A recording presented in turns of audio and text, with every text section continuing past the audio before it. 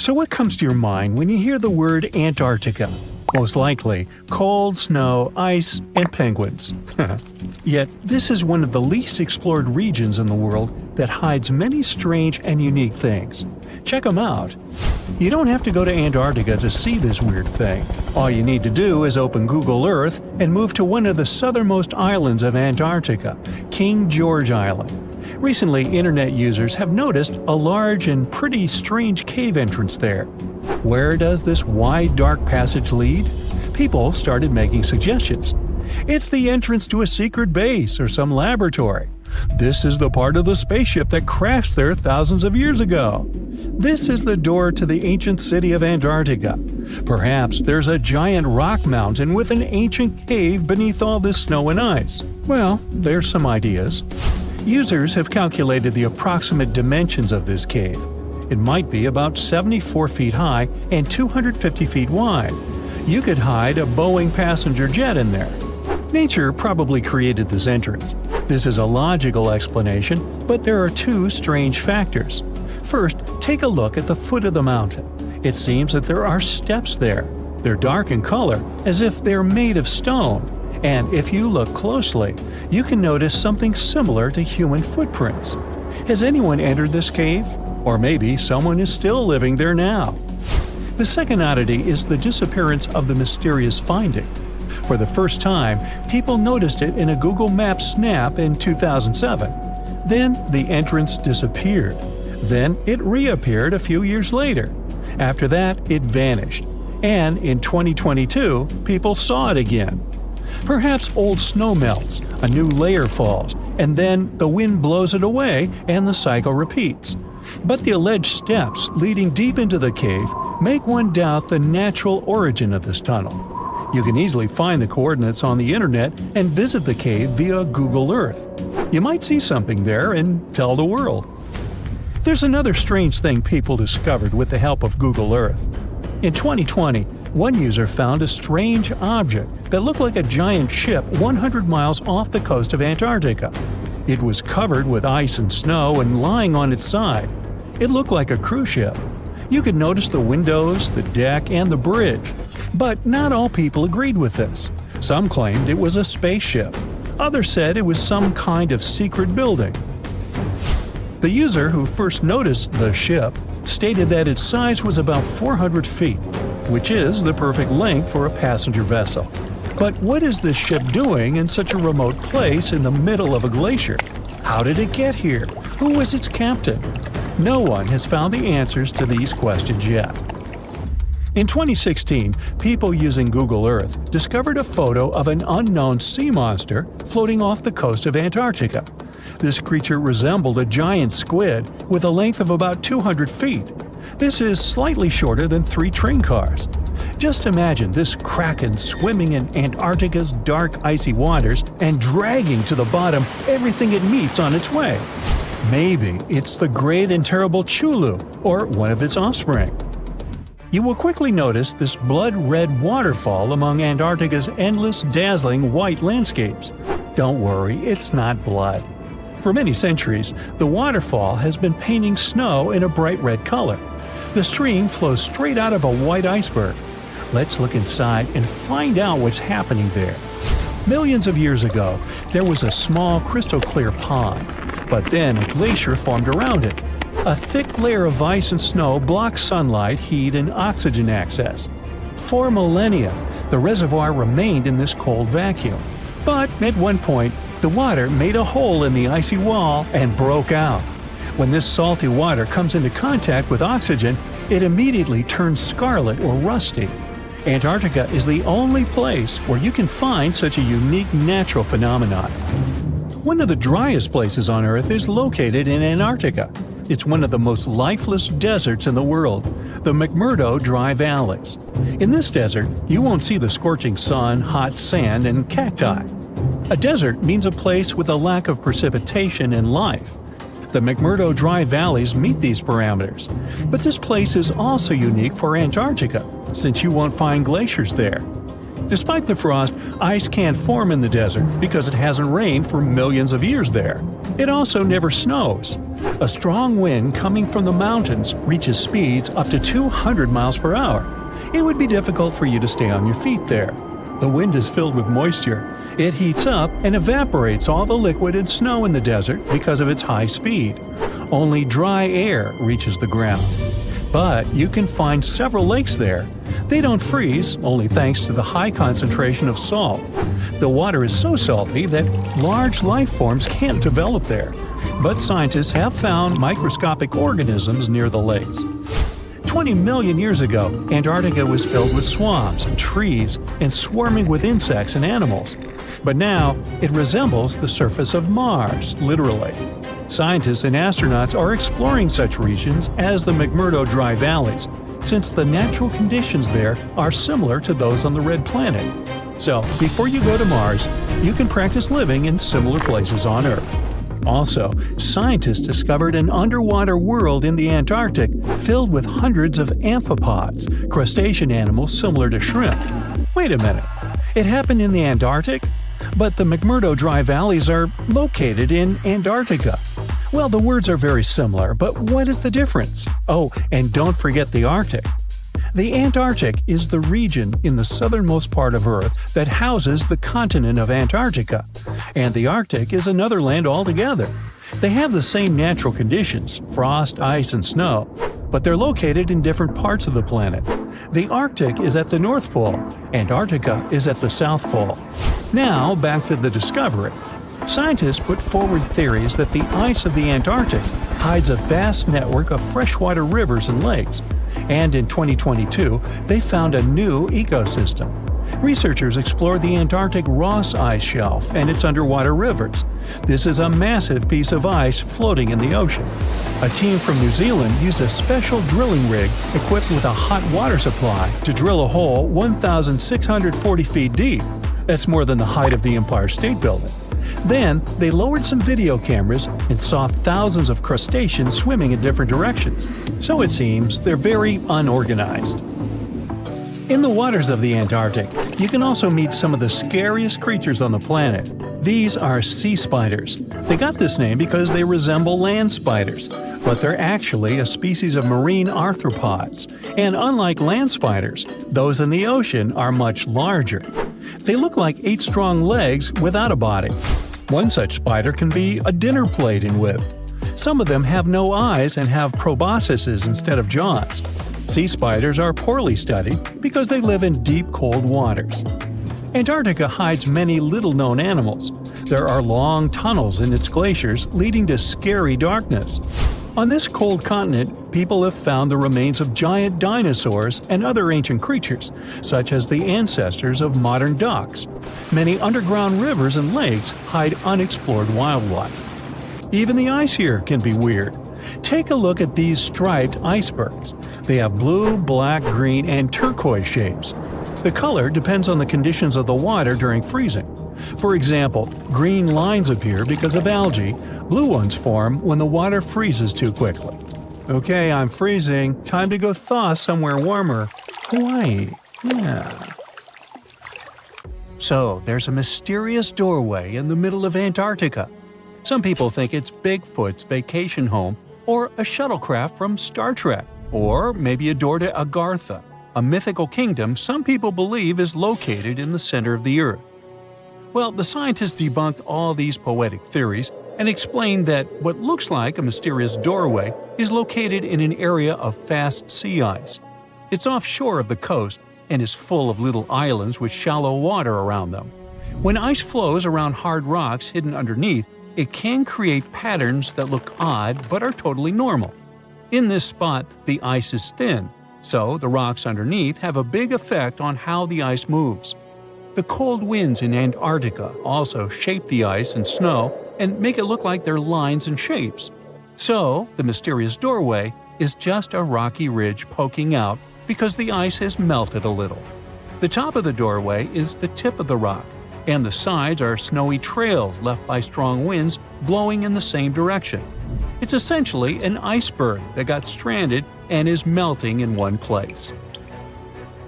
One YouTuber found another out-of-place mysterious object more than 150 miles off the shore of Antarctica, a 400-foot-long ice ship. The internet went wild with theories like that the ship must have ended up there right from the Bermuda Triangle. But there was no scientific proof that it was a ship and not just a large chunk of ice. And once some other internet users revisited the place, they noticed the ice melted in the summer and the hypothetical ship was gone. Another mysterious Google Maps find in Antarctica was a pyramid.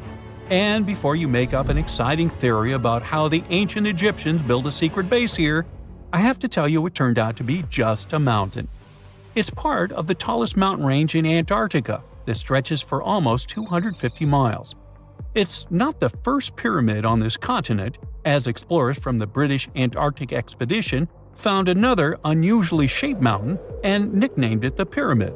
But this one didn't even have a pyramid shape.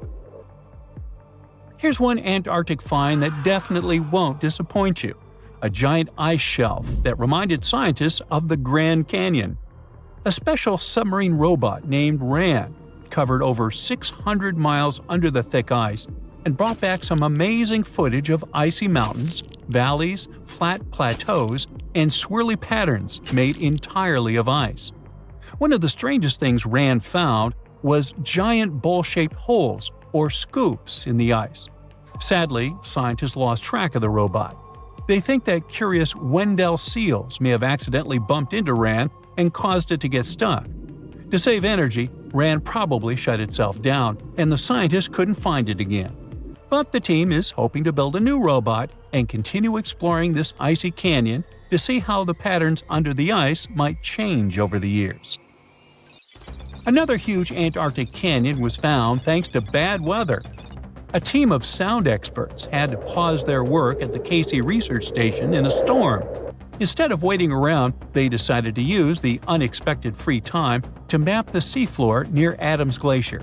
And that's how they found a canyon that is almost 7,000 feet deep, almost 30,000 feet wide, and stretches over 28 miles away from the glacier. During the mapping, they discovered just part of the canyon before they had to go back to the research station. But when bad weather came in again, the ship went back and mapped more of the canyon. They were working in waves up to 13 feet high and super powerful winds, but they managed to get about 15 hours of data to complete their map. On the way back to Australia, they stopped one last time, and now they've got a full picture of the canyon. Studying it is helping scientists learn more about the history of glaciers and the interaction between the Antarctic ice sheet and the ocean. Now, there's a frozen lake in Antarctica called Lake Enigma. For a long time, people thought the lake was completely frozen solid. But during one expedition, researchers found that under the thick ice, there was a layer of liquid water about 40 feet deep. To learn more, they drilled through the ice and sent down a camera to explore what was hiding in the lake's depths. The lake's water, which they think comes from the nearby amorphous glacier through a secret underground pathway, was filled with strange microbial life. These tiny microbes lived in mats that covered the lake bed. Some of the mats were thin and spiky, and others looked like crumpled carpets, or even small tree-like shapes that grew up to 16 inches. Many of the microbes could make their own food through photosynthesis, just like plants do, and it gave the lake a high amount of oxygen. One of the coolest discoveries was a type of microbe which usually lives in low-oxygen places. Lake Enigma might be similar to environments on icy moons like Europa or Enceladus, so it could mean that these moons also have hidden water under their ice and possibly microbial life too. One more mind-boggling discovery from Antarctica is tiny pieces of amber in mudstone, found here for the very first time. It took scientists years of studying incredibly well-preserved fossilized roots, pollen, and spores that they found back in 2017. Amber proves that resin-producing trees once grew in Antarctica, part of a lush rainforest that existed near the South Pole during the mid-Cretaceous period. Back then, disclaimer, I wasn't around then, the trees would have had to survive through months of darkness during the long Antarctic winters. Scientists believe they adapted by going dormant for a long time. The amber pieces the scientists found are tiny, but they are beautiful shades of yellow and orange with bumpy surfaces that show how the resin flowed out of the trees. This resin likely leaked out to protect the trees from insects. It was preserved because water quickly covered it and kept it safe from sunlight and air. A scientist was browsing through satellite images for brown trails of penguin waste and found 4 new colonies of emperor penguins at the base of the globe. These new colonies likely have been around for years, though 3 of them are rather small, with fewer than 1,000 breeding penguins each. One of the new colonies was found close to a place called the Lazarev Ice Shelf, where there used to be a larger penguin colony. They thought this colony went extinct in 2019, but it seems the penguins have just moved a bit because of changing sea ice conditions. So studying them can help us learn more about how emperor penguins adapt to changes in the environment. Now, there used to be a giant river system in Antarctica 40 million years ago. Researchers found proof of it after studying soft sediments and hard rocks from the frozen seabed. They looked at tiny bits of radioactive elements, like uranium and lead, and learned that the deeper dirt came from the time of dinosaurs. The dirt closer to the surface was younger and had an interesting pattern, like the kind you see in river deltas today, such as in the Mississippi River or Rio Grande. Scientists found tiny signs of life in the sand. The river that once flowed here started in the Trans-Antarctic Mountains and traveled 930 miles before it reached the sea. Researchers kept studying newer layers of dirt from about 20 million years ago. They hope this will help them predict what the Earth's weather patterns might be like in the future.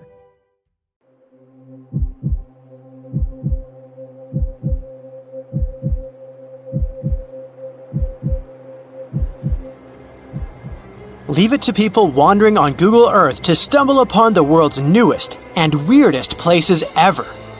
Like this mysterious pyramid discovered in Antarctica. Soon enough, the internet blew up with all sorts of theories regarding this unusual shape. Could it be a sign from a different life form? Is this pyramid indeed natural, or is it man-made? For starters, it's not the first time we've discovered a pyramid in the Antarctic. The first one was observed by the British Antarctic expedition in the 1910s and kept secret for a long time. Its discovery being kept hidden only added to the mystery. A second such structure was discovered in 2016, which further increased the interest in the matter. The mystery was soon enough deciphered by scientists. These formations are just mountains.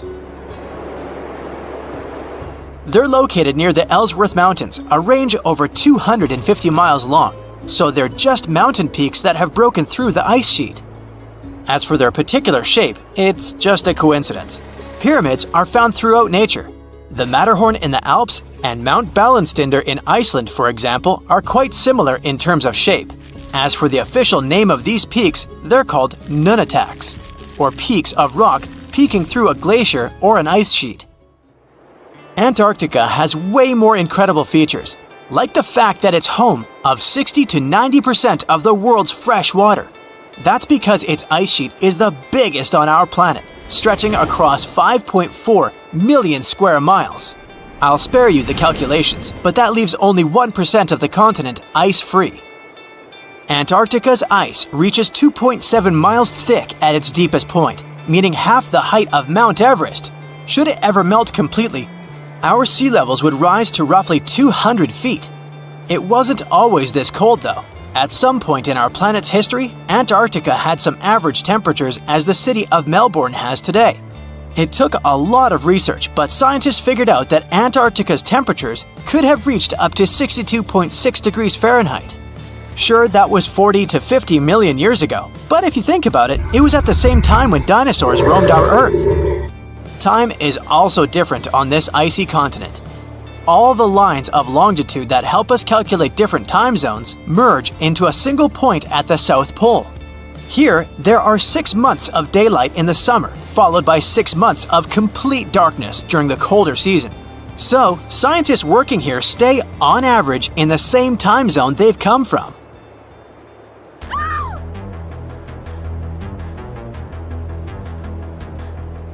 The Blood Falls aren't a chapter of a thriller movie. They are merely a series of waterfalls located in one of the driest regions of Antarctica. They emerge from an underground lake filled with a special type of bacteria. These little organisms use sulfates as fuel instead of sugars, which makes them very intriguing for scientists. The water contained in this lake is so full of iron that it basically just rusts when it meets air. So, the reddish color of the waterfall also gives it its trademark name.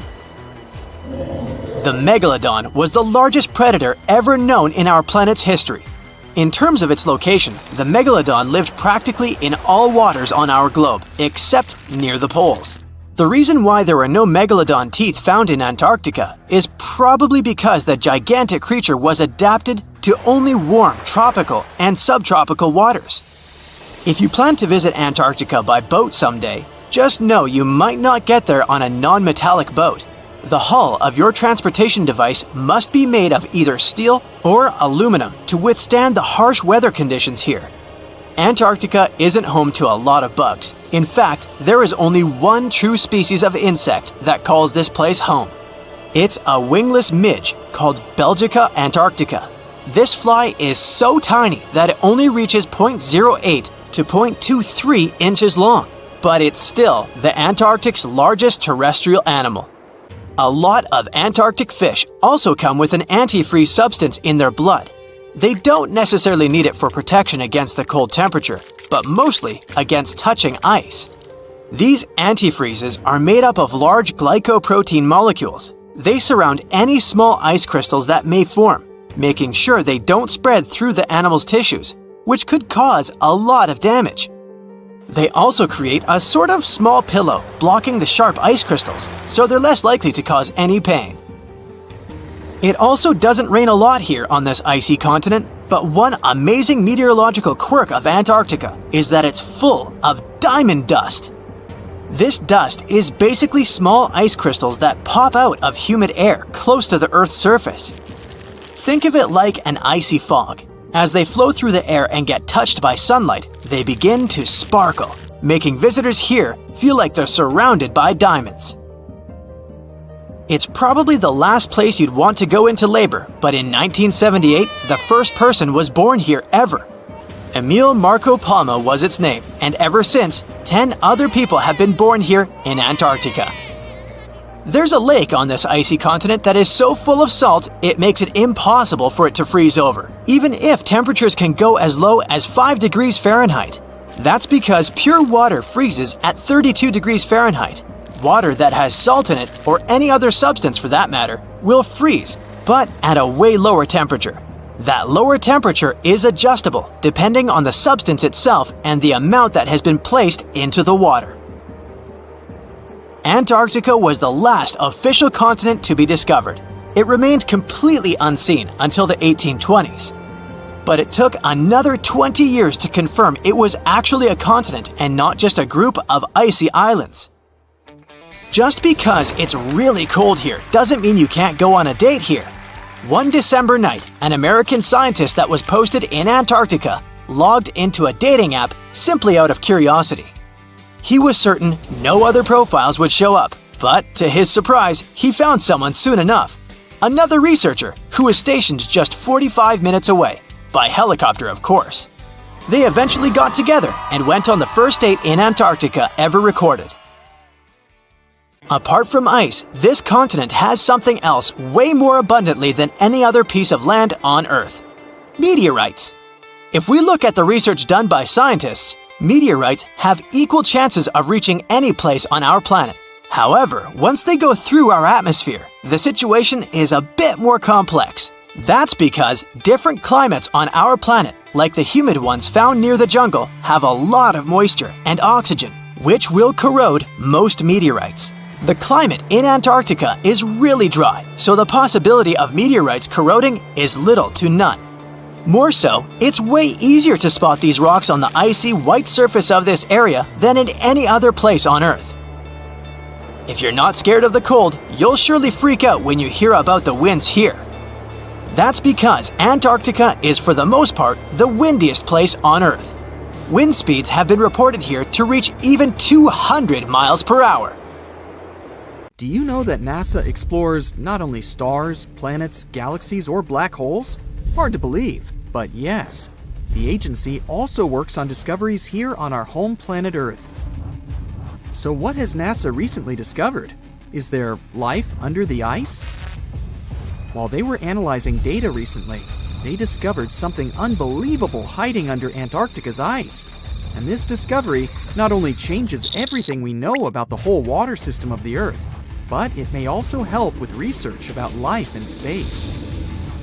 Humankind's existence might depend on understanding Antarctica and its secrets. So, the recent discoveries reveal vital information about our survival. But before we continue, let's see how much you know about this place, where it's only ice as far as your eyes can see. Antarctica is one of the world's 7 continents in the southern hemisphere.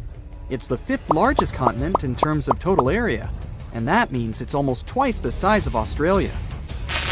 Want to see real meteorites? Go to Antarctica. Due to its dry climate, Antarctica is one of the best places to observe space. But what's even greater is that you can find meteorites on the white surface of the continent. Scientists have already plucked about 45,000 meteorites from the ice, and they think they can see another 300,000. Since there aren't many terrestrial rocks there, it's easy for them to spot them, thanks to their dark color. Antarctica's dry desert environment also helps preserve them, even the ones that fell to Earth more than 1 million years ago. And can you imagine any volcanic activity in Antarctica? It's hard. But this place is where fire meets the ice. West Antarctica is where most volcanic activity occurs. Scientists recently found that 138 volcanoes exist in West Antarctica alone. Wow! You would think that Antarctica is always cold, but no. Its coastal regions can get as warm as 50 degrees Fahrenheit. But have you ever wondered what Antarctica would look like if there were no ice? It may seem unimaginable now, but it was not always covered by ice. That was 34 million years ago, though, so nobody could tell how the continent's surface would be without the ice. But NASA changed that. They generated computer simulations and created the most accurate map of it as of today. What they saw was incredible. The continent was not flat at all like it seemed. It's pretty bumpy with valleys, rolling plains, and high mountains. But this was nothing next to what they had discovered under Antarctica's ice. So, what is it? Drum roll, please. NASA found 2 new subglacial lakes. And what's even cooler about it is that they spotted these lakes from space. How is that? If your answer is high-tech satellites, then you're right. In 2003, NASA launched a satellite called IceSat. It measured ice sheet mass balance and cloud and aerosol heights. The satellite also helped create the ice-free map of Antarctica. In 2010, the European Space Agency launched the second satellite, CryoSat-2. It was for tracking the changes in the thickness of the ice. Then, in 2018, NASA launched the third one, IceSat-2, a follow-on to the IceSat spacecraft. It measured ice sheet elevation and sea ice thickness. It was NASA's most advanced Earth-observing laser instrument. It delivered the highest precision data. And when that was combined with the data from the other satellites, it was possible to spot these 2 new lakes near a pair of larger ones. But how is it possible that these lakes exist in the first place? The average thickness of most Antarctica ice is approximately 1.2 miles. However, it can get over 1.8 miles thick in some places, especially during the winter. So, you might think that there's nothing under there, but science says otherwise. It's not quite possible to see it with your bare eyes, but the continent's ice is slowly but constantly flowing in different directions under the force of its weight. But scientists could not figure out how water moved for many years. That started to change in 2007, when data gathered from the IceSat provided insight into what hides beneath the surface. They first discovered an entire network of meltwater lakes connected under Antarctica's fast-flowing ice streams, and there were hundreds of them. Scripps Institution of Oceanography glaciologist Helen Amanda Fricker figured that the elevation changes measured by IceSat happened because of the dynamics of these lakes. They did not hold meltwater statically. Instead, they were filling and draining continuously over time through a system of waterways. And as they did that, the ice above rose and fell. But where do they drain? The ocean, of course, and it drains a lot. A recent study, co-authored by Fricker, found that the drainage of one lake flushed as much as 198 billion gallons into the ocean in only 3 days. Countless mysteries about how nature works are still waiting to be solved. But finding the 2 new lakes will give scientists a better picture of how fast the Antarctic ice sheet will change as the climate gets warmer, and how this will affect global ocean currents and sea level rise. The filling and draining cycle of the lakes also caused the ice sheet to suffer cracks and crevices. So, the information they find from these new lakes will also give them a better understanding of the damage on the surface of the ice. They will also be able to assess how this filling and draining system influences the speed at which ice slips into the oceans and seas. And that means they can evaluate how the added fresh water may alter marine ecosystems. This discovery may also suggest whether life is under the ice. Wow! Scientists drilled through about 3,504 feet of ice and found that water samples taken from one of the lakes contained approximately 10,000 bacterial cells per milliliter. Such a high number of bacterial life is a good sign, because that means the icy waters might also support higher life forms, such as microanimals, and one of these new lakes might even be their home. But the most exciting thing is that the new lakes might help them understand whether life on other planets is possible. Scientists believe any life below the frozen surface of the planet Mars might follow the patterns seen in Antarctica's lakes. So, there is a possibility that they might find critical new information on the type of life that may have existed on the red planet. You wouldn't want to be there during the winter, though. The lowest temperature on Earth you can experience is negative 128 degrees Fahrenheit. In 2010, there was an even lower temperature of negative 135 degrees Fahrenheit, and you may feel this cold much worse due to the strong and dry winds. Did you know that the size of the ice surface on Antarctica also changes throughout the year? It's about 1.2 million square miles during the summer, but when it's winter, it grows to 7.3 million square miles. Yet, despite the change, it remains the largest piece of ice on Earth. Sorry, Arctic, you lose. Do you know these cute little penguins? Consider these animals the locals, because there is no native population in Antarctica. It's a no man's land, because no single country owns it. But do you know who really owns it? 5 different species of penguins, seals, and killer whales. Ha ha. Despite the continent's harsh conditions, you can visit it as a tourist for fishing and research purposes. Around 5,000 people reside on the continent during summer at research stations. But when winter comes, the number naturally drops down to 1,000. Antarctica's ice blanket makes up 70% of the world's freshwater reserves. Imagine what would happen if it melted. The global sea levels would be raised by almost 200 feet. Discovering hidden places on our planet is extremely exciting. Today, I'm taking you on a trip that you aren't going to forget anytime soon. But suit up, this is about to get very cold. You hop on a plane and land on the ice-covered island of Greenland. An unbelievable view of the Aurora Borealis, aka the Northern Lights, is greeting you. You can't believe your eyes. Your guide tells you how rare this phenomenon is. Usually, people spend days trying to hunt it down. You feel lucky and take your time to appreciate these beautiful dancing greenish lights. You're glad you brought your camera along, aren't you? Between clicks, you learn that the Aurora Borealis is the result of some rather rough events.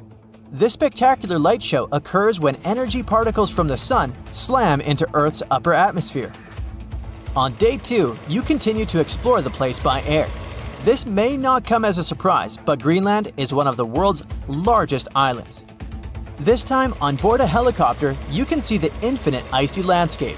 In case you're curious, you're now flying over 656,000 square miles of thick ice. Oh, what's that down there? It looks like a family of polar bears. You don't want to get too close, of course. The conditions in Greenland might be too tough for people to live there, but some animal species do very well in this land of ice.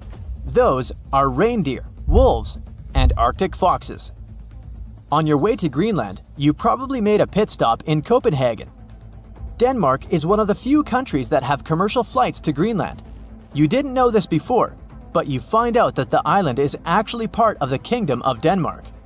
On a map, it's right between the Arctic and Atlantic Oceans. You're lucky to have a local pilot that tells you about the secrets hidden in this scenery. Under this 2-mile thick white surface, there's an entirely different world. A world filled with canyons, meteor-carved craters, and millennia-old plant fossils.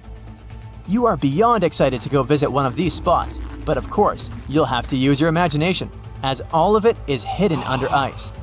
Believe it or not, nearly 80% of the island's surface is covered with it. The first stop on your tour is Greenland's Grand Canyon. You land not far from it, somewhere in the northern part of the island.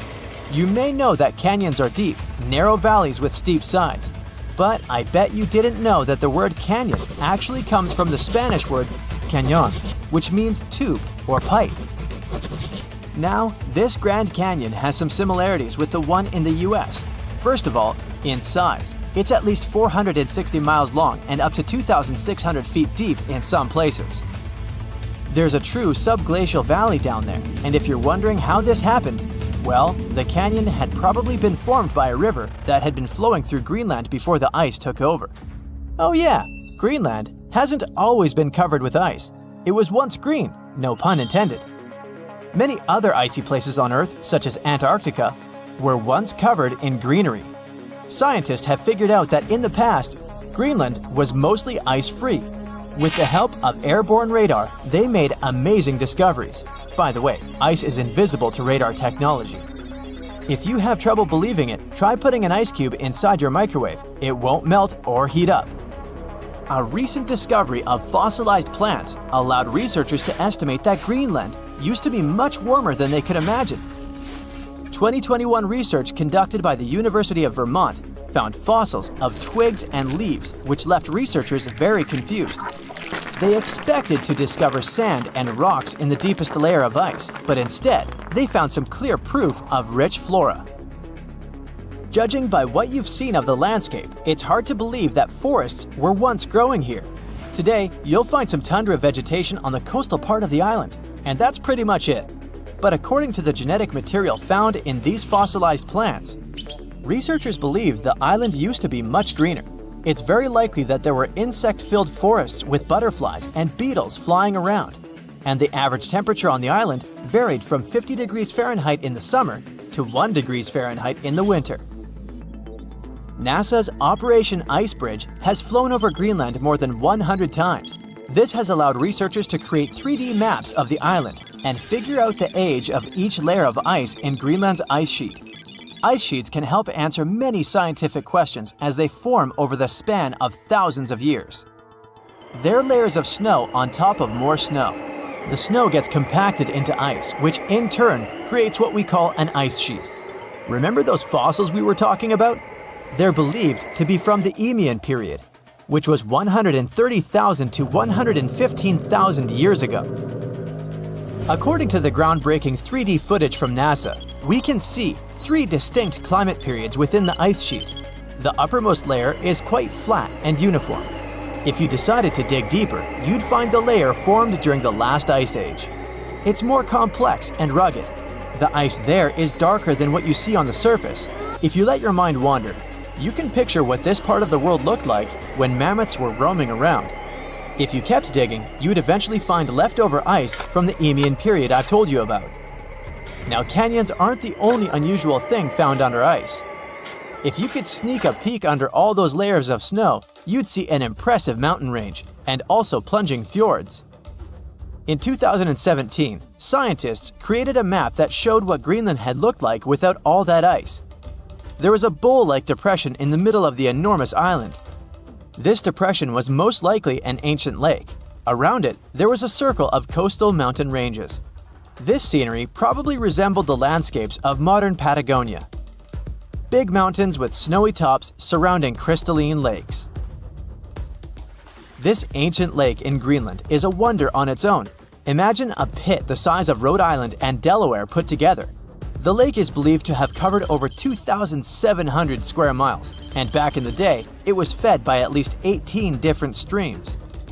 These crystalline blue waters were surely very inviting, and freezing of course. But if you ended up going for a swim, I'd say be careful, as the water could get up to 800 feet deep in some places. On day 3 of your adventure, you discover a true under-ice water park. While you're wandering around the ice-covered island, your guide tells you to be mindful of the cracks in the surface. These cracks are responsible for the modern-day aqua lounge going on down there. Meltwater and rainwater flow down the cracks in the ice all the way down to the riverbeds. This forms a landscape of jewel-like lakes and streams filled with crystalline water. Researchers estimate that about 60 small under-ice lakes exist there. And yes, they're actual lakes. Perhaps one of the most impressive hidden features on this island is a meteor crater. Under the Hiawatha Glacier, you can find a 19-mile-wide impact crater, big enough to swallow the city of Washington. Apparently, a mile-wide iron asteroid struck Earth's atmosphere within the past 100,000 years and chose Greenland as its landing point. If anyone had been around to see it, they'd have witnessed a real show, a white glowing fireball cutting through the sky. Scientists speculate that if it had landed on an ice sheet, it certainly vaporized both water and stone. Someone standing hundreds of miles from the impact site would have heard a deafening thunderclap and experienced hurricane-force winds. But it actually makes sense. The approximate speed of meteors entering Earth's atmosphere is 45,000 miles per hour. For comparison, that is 2.5 times the speed of a spaceship. It's bound to make some noise and leave a huge crater in the ground. Ooh, you're diving into the dark and icy waters of Antarctica. The airy blue darkness is enveloping you, reminiscent of the vast expanse of open space. In these depths, where you least expect to encounter any living creature, you suddenly hear a loud, strange sound. A quacking noise, as if a giant duck was hidden in the deep. In 1960, researchers first recorded this sound and named it bioduck. Clever. For decades, they tried to unravel the mystery of its source. Was it a giant kraken? An extraterrestrial spaceship that had crashed into the ocean? A mysterious sea monster? Or perhaps an enormous duck? There were many versions, one more bizarre than the other. Oceanographers detected similar sounds in other locations as well. Off the western coast of Australia and near New Zealand, they recorded similar but higher pitch signals, which they named bio-goose. It seems the creepy atmosphere of the story disappears with such names. Anyways, these sounds were not isolated incidents. They happened multiple times with consistent intervals. Many initially thought the source must be mechanical, given the regularity of the sounds. However, studying the oceans in the latter half of the 20th century was challenging because of limited technologies. Nevertheless, scientists persisted in collecting data on bioduck and biogoose, driven by their insatiable curiosity. As more data accumulated, so did the theories. But scientists eventually uncovered the mystery. Bioduck turned out to be a form of communication with a biological origin. When researchers analyzed the repeating sounds, they noticed that the signals never overlapped. One source would speak while the others remained silent, suggesting a form of communication. The question remained, which ocean creature possessed such an extraordinary method of communicating through varied frequency sounds? The answer, as many have guessed, is whales. Scientists compared the bioduck sound from Antarctica with the calls of minke whales and found striking similarities. The biogoose sounds from the waters off Australia and New Zealand likely belong to other species or very young minke whales. This discovery, however, only deepened the mystery. What purpose did these sounds serve? Were the whales discussing their dinner plans, laughing at the humans recording their voices, or perhaps sharing deep insights about the universe? The possibilities were endless, but the most astonishing revelation was that humans might one day learn to communicate with these magnificent creatures. Communicating with whales is no longer a far-fetched idea. Scientists from the University of California have already established contact with a humpback whale named Twain. In a groundbreaking experiment, researchers conducted a 20-minute conversation with the marine mammal. Here's how they did it. The specialists went on a marine expedition to the coast of Alaska, where they recorded the sounds of a group of humpback whales. Then they played these sounds through speakers, sending the signals back into the ocean. The recorded sounds resembled a greeting, like, "Hey, what's up?" but in the whale language. These greetings are used by whales to call each other or indicate their location. Now, soon after sending the signals, the researchers received a response. Twain approached the boat, circled it, and replied with a "hey" of its own. This marked the beginning of the first ever human-whale conversation. For 20 minutes, the scientists sent 36 signals to Twain, and each time the whale responded. Moreover, it waited for time intervals before answering. That is, the team received a response from the whale, waited 10 seconds, and turned on the sound again. Researchers then waited 10 seconds and answered. It seems that Twain was a very delicate interlocutor. Maybe it was a gentleman in the whale world, who knows?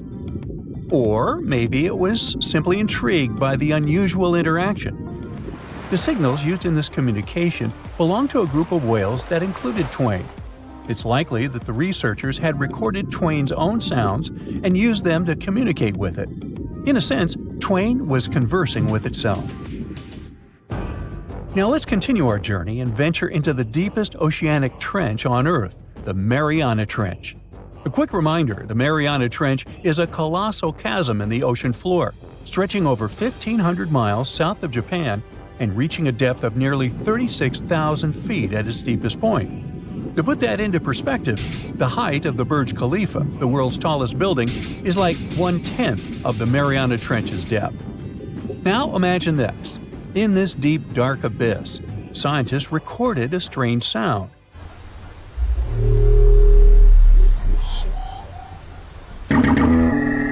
Unlike bioduct, this sound resembled something from a science fiction movie, a low rumble, followed by a metallic ping, reminiscent of the sounds made by spaceships in sci-fi movies. Researchers named this mysterious phenomenon biotwang noises. Scientists first detected this strange sound in 2014 during an acoustic survey of the Mariana Trench, and they quickly identified its source: whales, specifically Bryde's whales. Using artificial intelligence, researchers analyzed around 200,000 hours of audio recordings from the ocean and found matches with a group of Bryde's whales. Like other animals, these whales use sounds as a form of communication. Now, did you know what else was found at the bottom of the Mariana Trench? A plastic bottle. It's unlikely it was done by a kraken or a whale or some type of monster. Everything is simpler here. The bottle ended up there because of a human. But that's a topic for another video. Okay, let's deal with one more sound. No whales this time, just a mysterious sound in the loneliest place on Earth. This place is called Point Nemo, and that's why it's so lonely. Located in the South Pacific Ocean, Point Nemo is the most remote spot from any land. The nearest island is 1,450 nautical miles away. It's about the same long distance from land in all other directions. Moreover, here, there's almost no marine life, since few water currents reach this spot, and therefore few nutrients are supplied. In a sense, it's a water desert. And so, in 1997, oceanographers recorded a very strange and frightening sound coming from the depths in the area of Point Nemo.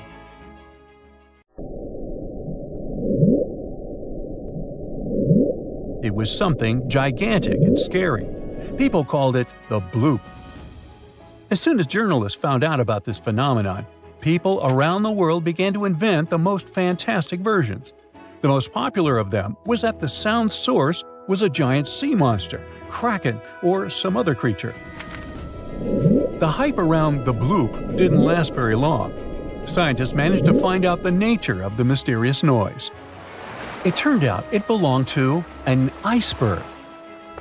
When they crack and collapse, they create powerful ultra-low frequency sounds that can be heard from a very long distance.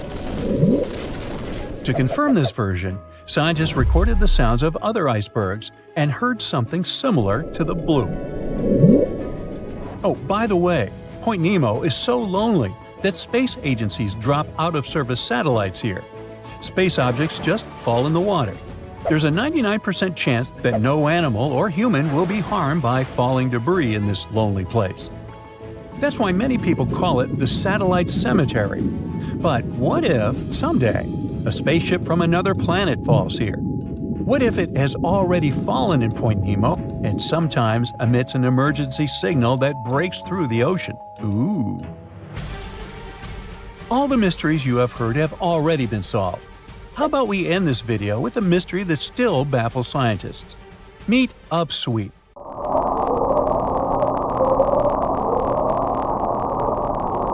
One of the most mysterious sounds ever recorded in the ocean. It's not just noise, it's a series of short ascending tones repeated at intervals of several seconds. It was first discovered in 1991 using hydrophones installed in the Pacific Ocean. At first, oceanographers suggested that upsweep could be associated with volcanic activity or underwater earthquakes. But the seasonal nature of the sound and its intensity change depending on the time of year, which rules out these versions. People began to consider hypotheses related to the biological life of the ocean. They studied the migration routes of marine animals and their behavior at different times of the year. However, despite all efforts, the sound source has not been identified. Some studies suggest that upsweep may be associated with certain species of fish or other marine animals that make sounds for communication or navigation, but no one has been able to prove it. Consider Lake Enigma. What a fitting name! It's already strange enough because it's not even supposed to exist. But now, we stumbled upon actual life deep beneath it. And this just might help NASA in their search for life in outer space. The lake lies deep in the icy heart of Antarctica, so it's not really a water pool like we're used to, more like a lake-like block of ice, or so we thought. Just recently, Italian scientists discovered a secret that had been buried for ages, an actual body of water, and in this water, life is thriving. Various microorganisms, and even some weird little hunters. Which is super weird, since Enigma sits in a remote and harsh corner of our planet, the northern Victoria Land in Antarctica. The entire South Pole is cold, but in this place, temperatures can plummet to a horrifying minus 41 degrees Fahrenheit, though on average it's around 7. Chilly. Like we said, this lake shouldn't even be there at all. Antarctica is technically the largest desert on Earth, even though it's covered in snow, because it's super dry. There are zero rains, truly little snowfall, and the sun barely evaporates anything. And even if there is some water, the insane winds make sure to dry everything out super quickly. Putting on our thinking caps, this lake should lose an unimaginable 7 million cubic feet of water every year. Yet, the water remains. Why? No one knows. Scientists say there could be something deep underground that refills it constantly. They just have no idea what that might be. Maybe deep underground rivers, melting ice, or something else entirely. But hence the name, the Enigma Lake. The block of ice we mentioned is permanent and super thick, at least 36 feet of it, and that's higher than a 3-story building. So researchers decided to check out if there's anything beneath it. They used a so-called ground-penetrating radar, a super smart echo detector for the ground. This radar sends invisible radio waves into the Earth. When they hit something underground, like rocks, water, or anything else, they bounce back to the device. By measuring how long it takes for the signal to return and how strong they are, we can determine the distance and what exactly the radar hit. That's how animals like bats, whales, and dolphins can see underwater. And we humans stole this cool nature idea to research buried structures and hidden caves.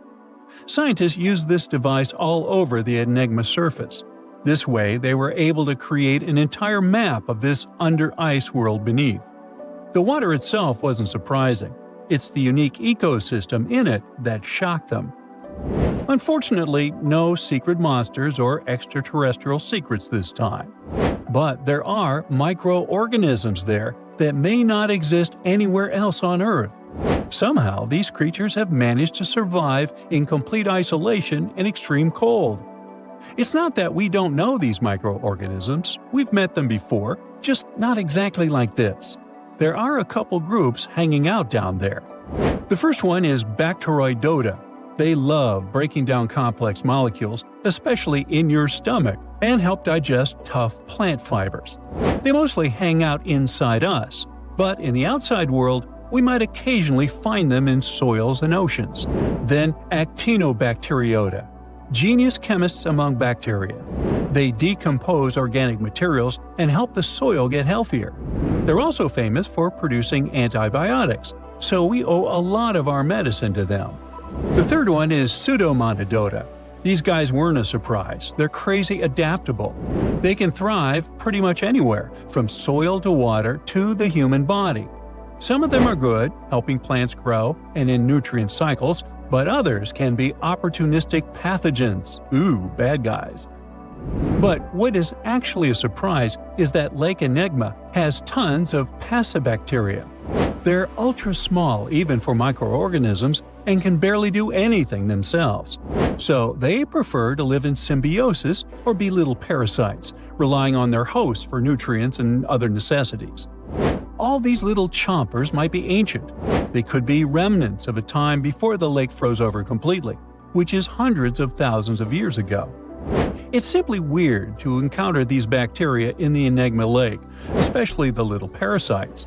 Passibacteria usually love low-oxygen environments, but this lake is very oxygen-rich, not even mentioning an almost 40 feet of ice above. So all this means that even though we know who these guys are, this specific species might be new to us. They could have evolved with some unique adaptations and abilities using the lake's unusual chemistry. They probably rely on a super simple and delicate food web. Some of the microorganisms produce energy from light, well, whatever light gets down there, or the lake's chemicals. The symbiosis guys most likely survive by living on or inside their neighbors. Yep, these microscopic creatures hunt each other. Nope, things can't be peaceful even in a place like that. If we find out what their secret to survival is, we might learn more about chemistry, medicine, and even extraterrestrial life.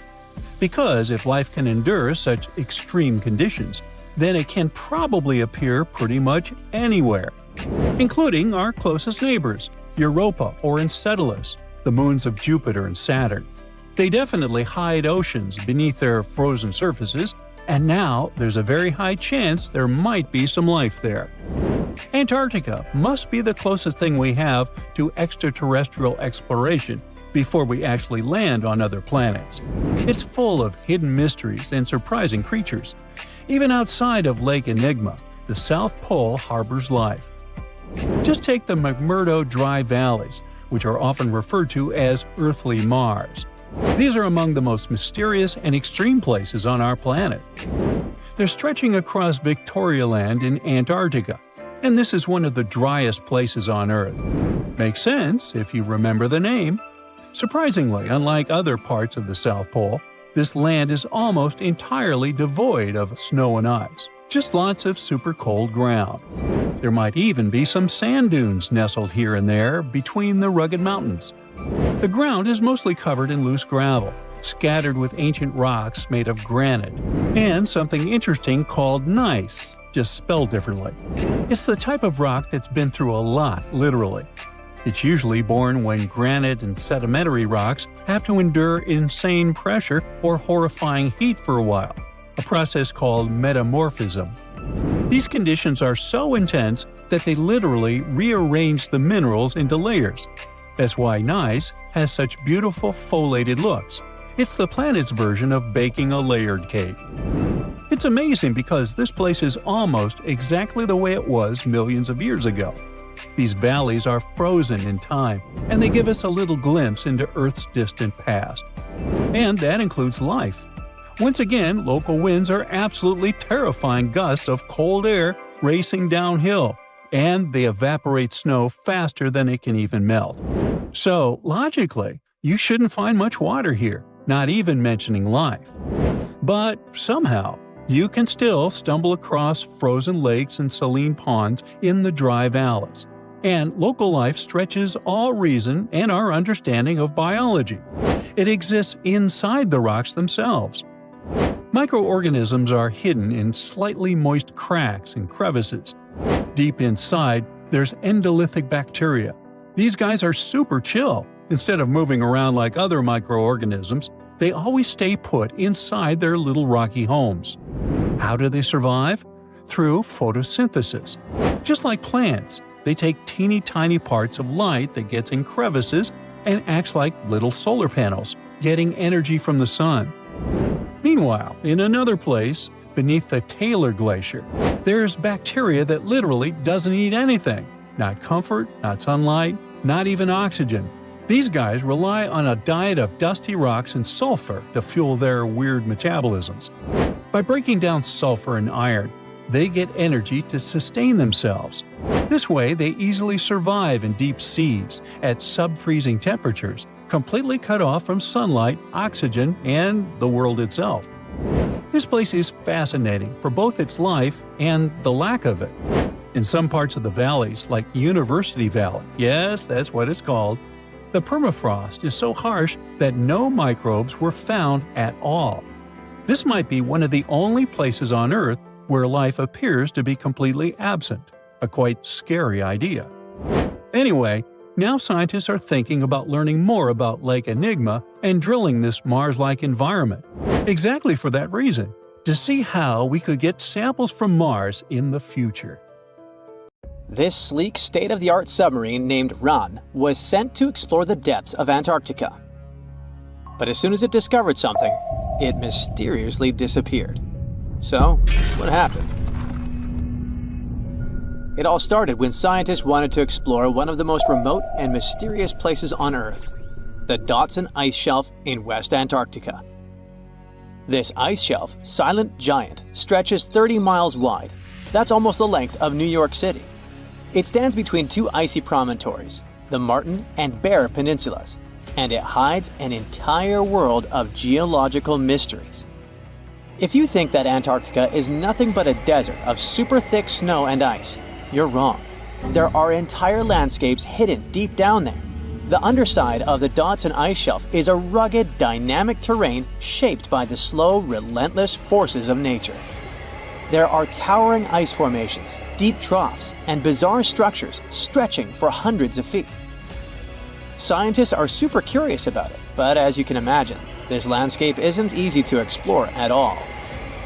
To find out more, we have to scan the area with satellites or try drilling through the snow, trying to collect the big picture, piece by piece. But these methods only gave us vague hints. The real breakthrough happened when scientists came up with the idea to let the submarines explore it. Autonomous submersibles could swoop deep into the icy waters beneath the Dotson Ice Shelf and tell us what's up down there. These robotic explorers have fantastic advanced sonar systems. It's that thing that bats or dolphins do. They can use sound to see the world. Basically, they send out sound waves underwater, and when those waves hit something like the ice shelf above or the seafloor below, they bounce back to the system. Animals feel how long it took for the sound waves to return and how they changed. And this helped them understand what's located where. For example, clicks that dolphins send out tell them where the fish are. We copied this crazy evolutionary trick and adapted it to our underwater exploration. Only our version is much cooler, with a higher level of precision, so we created detailed maps of the environment. The Rand submarine was one of those robotic explorers. It was named after the Norse deity of the sea. Ran had been meticulously programmed to navigate a treacherous landscape of Antarctica. But even with all this training, its journey led to an unexpected and eerie end. In 2019, Ran was sent to explore the depths beneath the Dodson ice shelf. It was a hero, the first one to go on a mission like this. The team said it was like seeing the other side of the moon. For 27 straight days, it worked tirelessly. It traveled over 620 miles beneath the thick ice. That's like a journey from Paris to Berlin. Ran went further and deeper than anyone could have imagined. At one point, it reached over 10 miles into the glacier's belly, and what it discovered down there was astonishing. Scientists thought there would be some smooth, uniform ice surfaces, but Ran revealed an underside marked by huge cracks, ridges. There were formations that looked like sand dunes, frozen in time. And finally, it found some mysterious swirling and teardrop-shaped patterns. They all looked more like art than geology. This actually tells the story of ice shelves and the ocean around it. Warm water sneaks in under the ice and melts it from below. Sometimes it smooths the ice out, but other times it carves out these weird, uneven shapes that look like patterns and drawings. And some of these shapes are huge, over 1,300 feet long. That's about 3.5 football fields. The reason why they look like swirling doodles is because the Earth spins. It makes the water turn in special ways, bending the shapes and drawing these spirals. It's called the Coriolis effect. Imagine you were on a merry-go-round and tried to throw something like a ball. It would go in a curve, not a straight line. Same thing happens with the water on Earth. Later, scientists found similar patterns in other Antarctic ice shelves, though they weren't as epic as the ones under Dodson. But Ran also discovered something horrifying. Turns out that these warm waters, aside from being great artists, are also a huge danger. The Dodson ice shelf isn't just hanging out serenely on the sea. It's part of a very delicate system and acts as a protective barrier that holds back huge glaciers in West Antarctica. The ice shelf is floating on the ocean, but it's still connected to the land. As warm water sneaks underneath it and the ice melts, the Dodson can't hold on to the land as tightly anymore.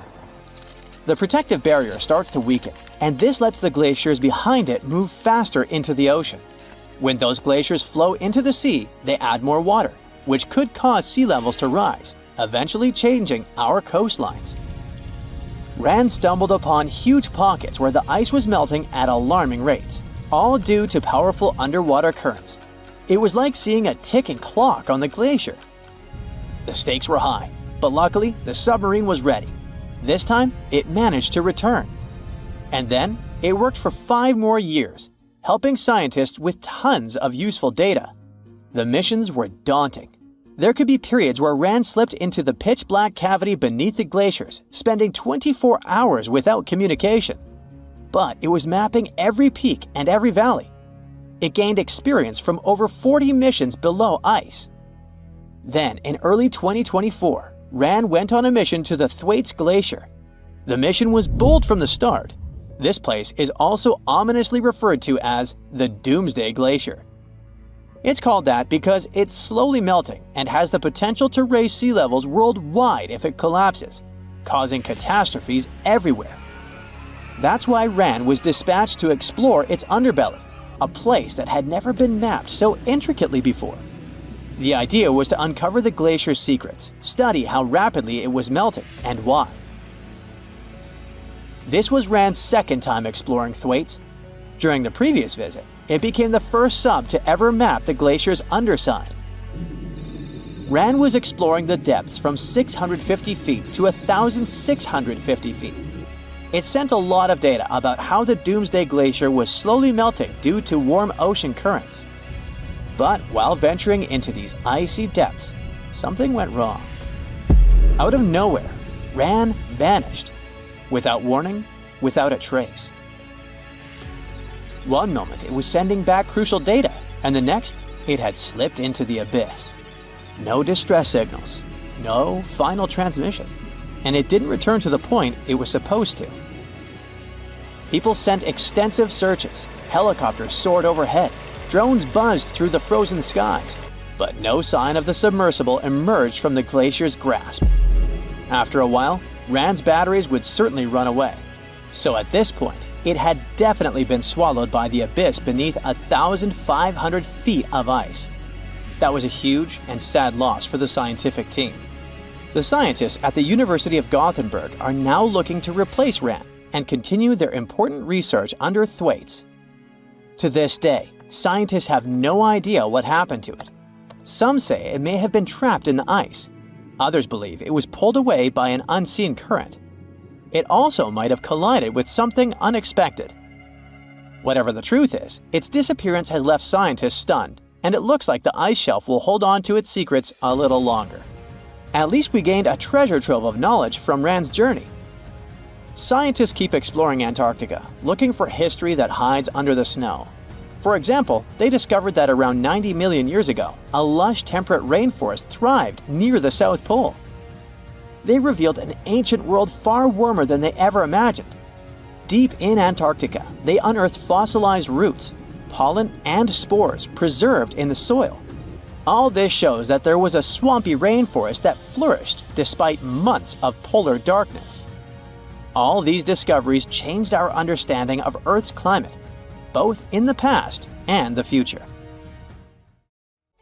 Hey, look at this rock. At first sight, it looks like a regular boring rock, the likes of which you can see when walking along the beach. Its color doesn't stand out, and its weight is pretty regular, around 4 pounds. But everything changes when you learn that this rock was born on Mars, traveled all the way to Earth, and ended up in Antarctica. Now the story sounds much more fascinating. So let's find out the details. Researcher Roberta Score, who worked on the ANSMET project, which stands for Antarctic Search for Meteorites of the Denver Antarctic Program, found this meteorite in 1984. If you want to decipher the name of the space traveler, I can help you. It comes from the place where the scientists spotted it, the Allen Hills of Antarctica, hence ALH. And then we've got the year of the discovery and the number of the sample. If you think that Roberta picked up the rock and exclaimed something like, "Woohoo, I'm holding a chunk of Mars," I'll have to disappoint you. At the very beginning, it was totally unclear where the meteorite came from. And one thing confused researchers even more. The meteor was very different from other meteorite groups found on our planet. Okay, but then how did they finally figure out it was a visitor from Mars? All thanks to traces of gas similar to those that make up the atmosphere of the red planet. We learned about its composition thanks to the brave Viking lander that carried out the necessary analysis in situ in 1976. Anyway, back to our rocky discovery. It's actually very special, and not only because the rock arrived from far, far away. Among those several thousand meteorites found on Earth, just around 100 have likely come from Mars. And even so, our guy is different from them and seems to be part of a separate group. So let's go into the past and follow the life story of this cosmic traveler. It most likely formed around 4 billion years ago on its home red planet. One day, which wasn't very different from others, turned out to be life-changing for this peaceful rock. A meteorite impact catapulted into space, and it started its own journey as a small asteroid. At that time, it was way larger than at the moment of discovery on Earth. At one point, ALH got close to Earth and, who knows, probably decided to explore something. That's how, 13,000 years ago, it ended its space journey by colliding with our planet. At the moment, this Martian fragment is the oldest we've got. But at first, it wasn't all that popular.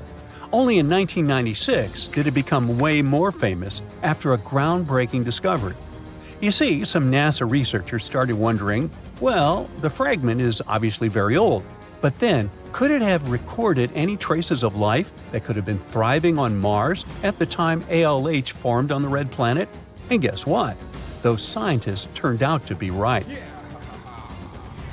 They detected traces of very fine magnetite particles. Those were completely similar in structure and chemical composition to the particles we have on Earth. They're called magnetofossils, and magnetotactic bacteria produce them.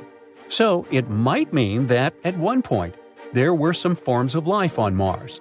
In April 2020, scientists from the Japanese Space Agency made another discovery.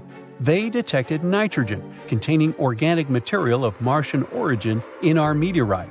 So, who knows what new astounding secrets further examination of the meteorite might reveal? At the moment, though, all you can do is travel to Antarctica and find more of them. The thing is, this place is great for meteorite hunting. Surprisingly, we have found nearly 50,000 meteorites in Antarctica, and hundreds of thousands are still waiting to be discovered. Each of these space rocks can tell us a story of the evolution of the solar system. For example, the very first lunar rock found on the icy deserted continent proved that chunks of space objects larger than asteroids can also end up on Earth. So, let's say you got inspired and decided to go meteorite hunting all the way to Antarctica. Well, get ready for some serious challenges. Despite their potential abundance, finding space rocks isn't as easy as it might seem.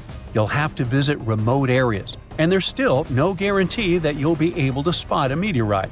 And that's actually a huge problem. Meteorites are vanishing from sight. Currently, scientists find about 1,000 meteorites in Antarctica each year. But according to a new study, about 5,000 more get hidden out of sight every year. The culprit is warming temperatures. Worried scientists created a model that could help them figure out where those meteorites might surface. This model was quite complicated, taking into consideration snow cover, surface temperature, the speed at which ice flows, and even the steepness of the terrain. After that, they ran simulations under various warming scenarios. It turned out that meteorites indeed sank out of sight as temperatures rose. To say that the researchers were upset is obvious. They didn't expect that climate change would affect their work so much. Even though those areas are below freezing, people still managed to ruin a crucial archive of the solar system. But let's get back to your meteorite hunt. If you want your chances to find one to be higher, travel to the base of mountains or outcrops where ice, which usually flows to the lower ground, is forced to move upward. But make sure to take your windbreaker with you. In those places, powerful winds brush away snow, exposing bright, vivid blue ice. Instead of melting, this ancient ice can change directly into water vapor, and it helps expose meteorites that would otherwise remain hidden. You need to hurry though. Meteorites at the surface disappear quickly. Even when temperatures are well below freezing, the rocks can still absorb some of the sun's heat and melt the ice. It's like they're creating underground, or shall I say under ice, tunnels for themselves, sinking and hiding from sight. Sometime later, refreezing closes the entrance to those tunnels, effectively trapping meteorites inside, tucked out of sight. Now, scientists admit it's very tricky to find working methods to spot meteorites. And if we don't hurry and develop such methods, we might lose between 80,000 and 250,000 space rocks in total. No wonder scientists are on a mission to find more meteorites. They're focusing on meteorite stranding zones. Those are places where meteorites often gather on the surface because of specific features of geology, ice flow, and climate conditions. As you already know, you can find meteorites on blue ice without snow cover. This makes meteorites easy to spot. But finding such hotspots is often pure luck. Or you gotta sit day and night, scouring maps and satellite images in attempts to spot blue ice zones near research stations. Let me introduce Veronika Tolinov, a glaciologist, and her team. They've taken things to the next level by developing a smart Antarctic-wide map.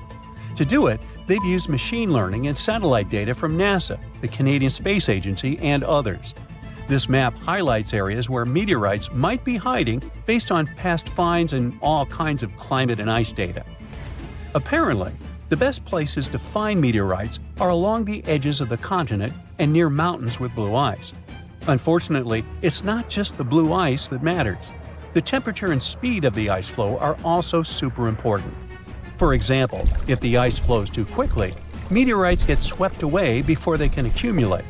So, if you want to find a meteorite, you have to wait for very precise conditions. The surface temperature has to stay below 16 degrees Fahrenheit almost all the time. Otherwise, meteorites sink. You can start with the Allen Hills region. Yup, that's where our ALH friend was discovered. This area is kind of a meteorite gold mine with more than 1,000 finds. But there are even more promising places, like the Fimbulheimen Mountains, and no one has searched there yet. You might be the first. In any case, with this new map, researchers developed a where-to-go index that ranks the best meteorite hunting spots, making future field trips much more targeted. And with plenty of blue ice regions still unexplored, there are tons of meteorites just waiting to be found. So, what are you waiting for? Put on your woolen hats, find the warmest mittens, and go buy the thickest blankets. The next ice age might be just around the corner. And the trigger is much more shocking than anyone might have expected. What's even worse? We have no control over our bitterly cold future. Earth's climate has been on a wild ride for millions of years. It's been warming up, freezing over into ice ages, then heating up again to the more normal temperatures we know today. These cycles, called quaternary ice ages, are part of a much longer pattern of global freezing and thawing. For a long time, scientists thought Earth's orbit around the Sun had something to do with triggering ice ages, but figuring out exactly how was tricky. Well, new research has finally connected the dots. It shows how tiny changes in Earth's tilt, wobble, and orbit mess with the growth and melting of huge ice sheets. This is a pretty big deal because it helps scientists understand not just what happened in the past, but also what might happen to our climate in the future. Even small shifts in how Earth moves through space can have huge effects over thousands of years. These changes control how much sunlight different parts of the planet get, which affects how ice sheets grow and shrink. Earth doesn't orbit the Sun in a perfect circle. It actually follows a slightly oval-shaped path. This phenomenon is called orbital eccentricity. Since the Sun isn't sitting right in the center of this oval, Earth's distance from it changes throughout the year. Plus, the oval itself slowly shifts position in space over time, which is called orbital precession. On top of that, Earth's tilt, aka obliquity, also changes slightly as our planet moves around the Sun. Scientists have known for a while that these orbital quirks impact our planet's climate, causing cycles of warming and cooling. As different parts of Earth's orbit shift, they change how sunlight is distributed across the planet, influencing seasons and ice ages. These Milankovitch cycles happen roughly every 20,000, 40,000, 100,000, and even 400,000 years. The difficult part is to figure out how each of these orbital changes affects climate shifts. Earth's climate is a complicated system, with tons of factors influencing it at the same time. Modeling all these processes is no easy task. It needs huge computing power and a deep understanding of each factor's role in shaping our planet's past and future climate. There are two cycles that are super close to each other in timing. Precession, which happens every 21,000 years, and the second harmonic of obliquity that happens at 20,500 years. But even though they're so close, no one has been able to directly connect either of these cycles to the end of an ice age. On top of that, for the past 800,000 years, ice ages have ended every 100,000 years, and scientists still haven't figured out what causes this pattern. To get to the bottom of it, researchers turned to the deep sea. They studied changes in oxygen isotope ratios found in the tiny, fossilized shells of marine creatures. These tiny creatures live in the ocean, and their exoskeletons preserve clues about past climate, specifically changes in ice sheets. This allowed the researchers to track the beginning and end of ice ages over the past 800,000 years.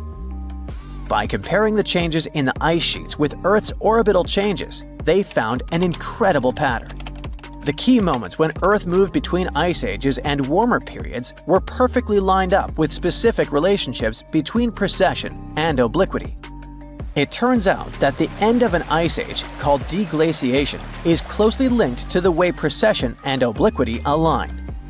But it's obliquity alone that seems to trigger the start of an ice age. This discovery is the key to understanding the 100,000-year cycle of ice ages. The researchers say it was always there, just waiting to be noticed. Before the discovery, people thought the timing of ice ages was more random.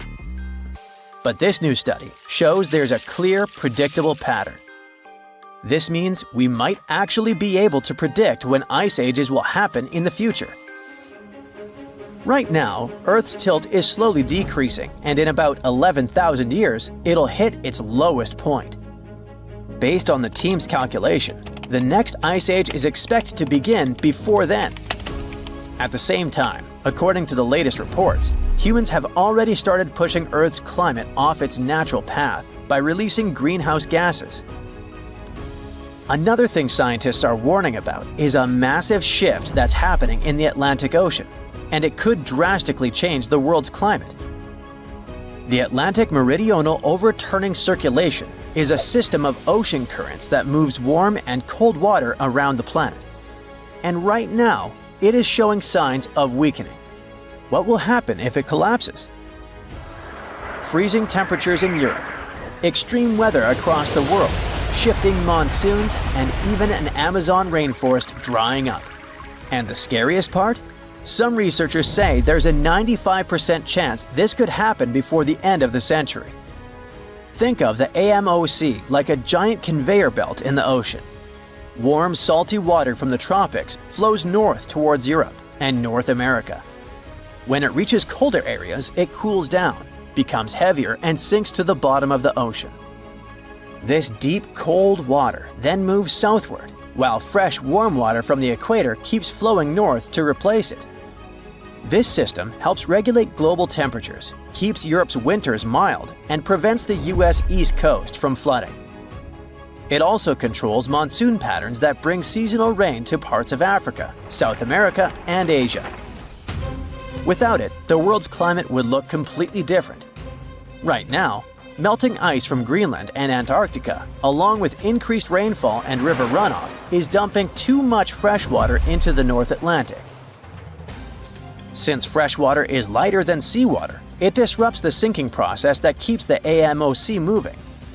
If too much fresh water builds up, it will mess up the entire system.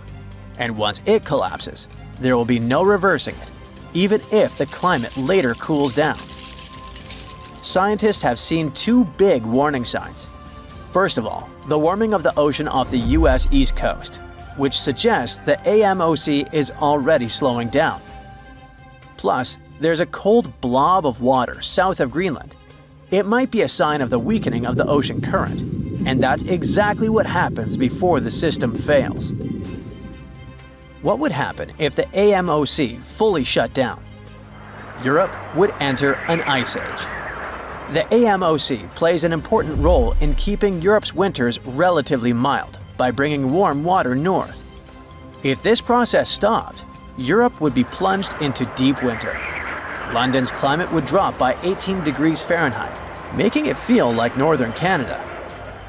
Stockholm could get up to 54 degrees Fahrenheit colder, turning it into Siberia-like conditions. And snow and ice would cover much of northern Europe year-round. Next, monsoons would shift, leading to severe droughts. The AMOC helps regulate tropical rainfall, especially in Africa, South America, and Asia. If it collapsed, West Africa's monsoons would shift or disappear, leading to devastating droughts and a massive food crisis. The Amazon rainforest could dry up, transforming into a savanna or grassland. In India and Southeast Asia, monsoon rains would disappear, and millions of people rely on them for agriculture. The US East Coast could see catastrophic flooding. With the AMOC weakening, water is already piling up along the US East Coast, triggering higher sea levels and stronger hurricanes. If the system shut down, sea levels would rise by up to 3.2 feet, which would make the coastal cities more vulnerable to flooding. Finally, hurricanes and extreme storms could become even more powerful because of warmer waters along the coast.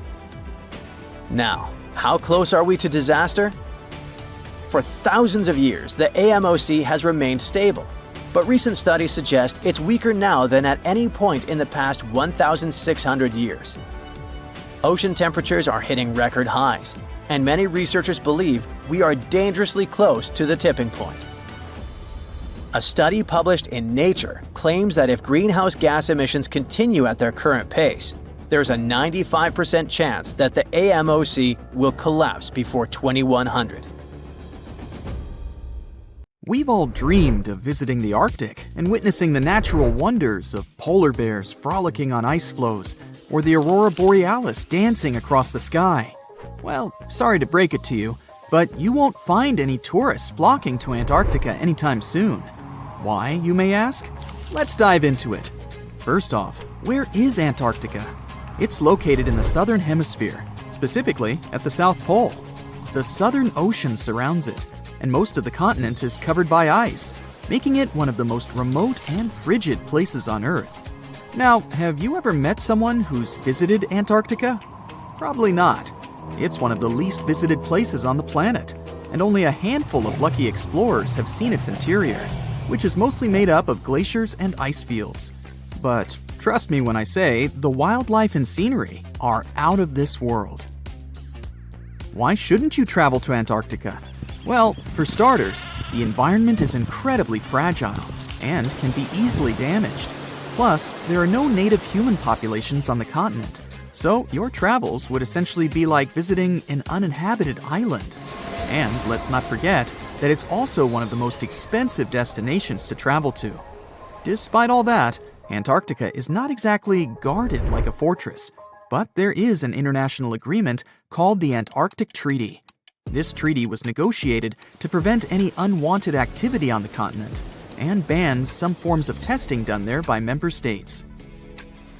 But the primary reason we can't just waltz into Antarctica is that it has a delicate ecosystem that needs protection. The treaty states that Antarctica should be used for peaceful purposes only and should be free from any human activity that could harm the environment. Scientists are still learning about the continent's unique ecosystem, and our activity and machines could disrupt the delicate balance that exists there. If you're still itching to go to Antarctica, getting permission isn't exactly a walk in the park. U.S. citizens, for example, need to complete a special form and send it to the Office of Ocean and Polar Affairs. And once you're there, you'll need to follow some strict guidelines to protect the environment, like not disturbing any wildlife or taking souvenirs like rocks, plants, or animals. Now, technically, can you live in Antarctica? While there are no laws banning people from living there permanently, it's a very inhospitable environment and unsuitable for human habitation. Temperatures can reach -76 degrees Fahrenheit and below, making it nearly impossible for anyone to survive without the proper equipment and experience. Plus, the nearest piece of land is over 1,000 miles away, making any inhabitants completely cut off from the rest of the world. Who knows? Maybe one day we'll get the chance to visit this unique and fascinating continent. But until then, let's admire it from afar. Let's now talk a bit about the discovery of Antarctica. Unlike other places that were already inhabited, Antarctica never had a native human population. Ancient Greek philosophers had an idea about the continent and called it Antarctos, meaning opposite the bear. The bears it refers to are not the polar ones though, but rather the Great and Little Bear constellations, which are only observable in the northern hemisphere.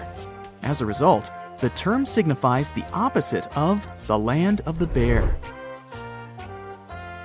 Whaling and sealing voyages in the late 1700s and early 1800s would venture further south when rounding Cape Horn at the tip of South America. It was known that going further south often meant stronger winds, but also the risk of hitting floating ice of all sizes and of winds and seas that could prove dangerous to the ship and crew. Captain James Cook was the first to cross the Antarctic Circle on January 17, 1773, in the Ross Sea region.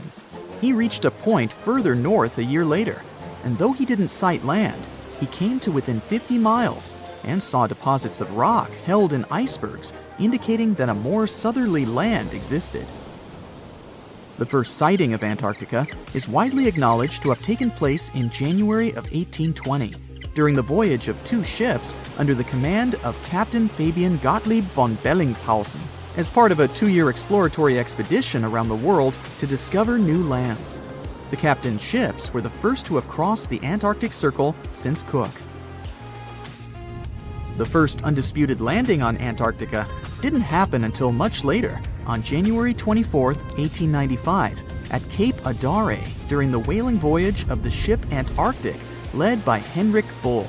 A small boat with 6 or possibly 7 men on board rowed ashore during calm conditions. You might not believe it, but Antarctica is actually a desert. With all that ice, you'd think it'd be like a winter wonderland with snowball fights and hot cocoa all day long. When we think of deserts, we picture camels and cacti and people struggling to find water. But in Antarctica, it's a whole different story. The struggle isn't to find water, it's to find anything that's not covered in ice. And the average rainfall has been just over 0.4 inches in the past 30 years. That's like a few drops of rain compared to what we're used to. So technically, it's not the dunes or sizzling heat that makes a desert, well, a desert. It's the lack of precipitation. But don't worry, if you ever find yourself lost in Antarctica, you won't have to worry about getting thirsty. Just make sure you bring a jacket and some mittens, because it's cold enough to make you into a popsicle. Not only is Antarctica one of the driest places on Earth, but it's also the coldest, the windiest, and the highest. Talk about overachieving. The penguins and scientists down in Antarctica have at times found themselves in a bit of a pickle when it comes to time. You see, unlike the rest of us on this big blue planet, there is no Antarctica time zone. All the lines of longitude meet at a single point at the South Pole, making it a bit of a head-scratcher when trying to figure out what time it is. Now, you might be thinking, but how do the scientists and researchers keep track of time down there? Good question. They typically stick to the time zone of the country they departed from. However, with stations from all over the world on the Antarctic Peninsula, things can get a little wacky. Imagine trying to coordinate with your neighboring countries without accidentally waking them up in the middle of the night. You might think that not much could survive in a place where the temperature is extremely cold, the sun barely shows up, and the wind could blow you away faster than a tumbleweed.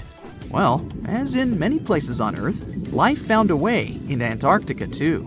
Believe it or not, this frozen continent is buzzing with activity. It's home to billions of krill, which in turn attract lots of seals and more penguins than you can shake a fish at. But don't let their cute and cuddly appearance fool you.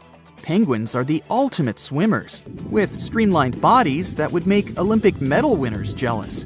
They come ashore to breed and chill, but their real talent is stealing pebbles from each other and forming mathematically precise huddles to stay warm. Antarctica is also home to the largest species of penguin on Earth. It's called the emperor penguin. Sure, these creatures are flightless birds, but that doesn't mean they can't jump. In fact, some of them can leap up to 120 inches. And let's not forget about the seals. With their furry bodies and special songs, these marine mammals are protected by the Antarctic Treaty, and they're thriving in the cool waters of the Southern Ocean too. But the real stars of the show are the whales. During the Antarctic summer, these huge creatures show up in droves to chow down on the abundant krill.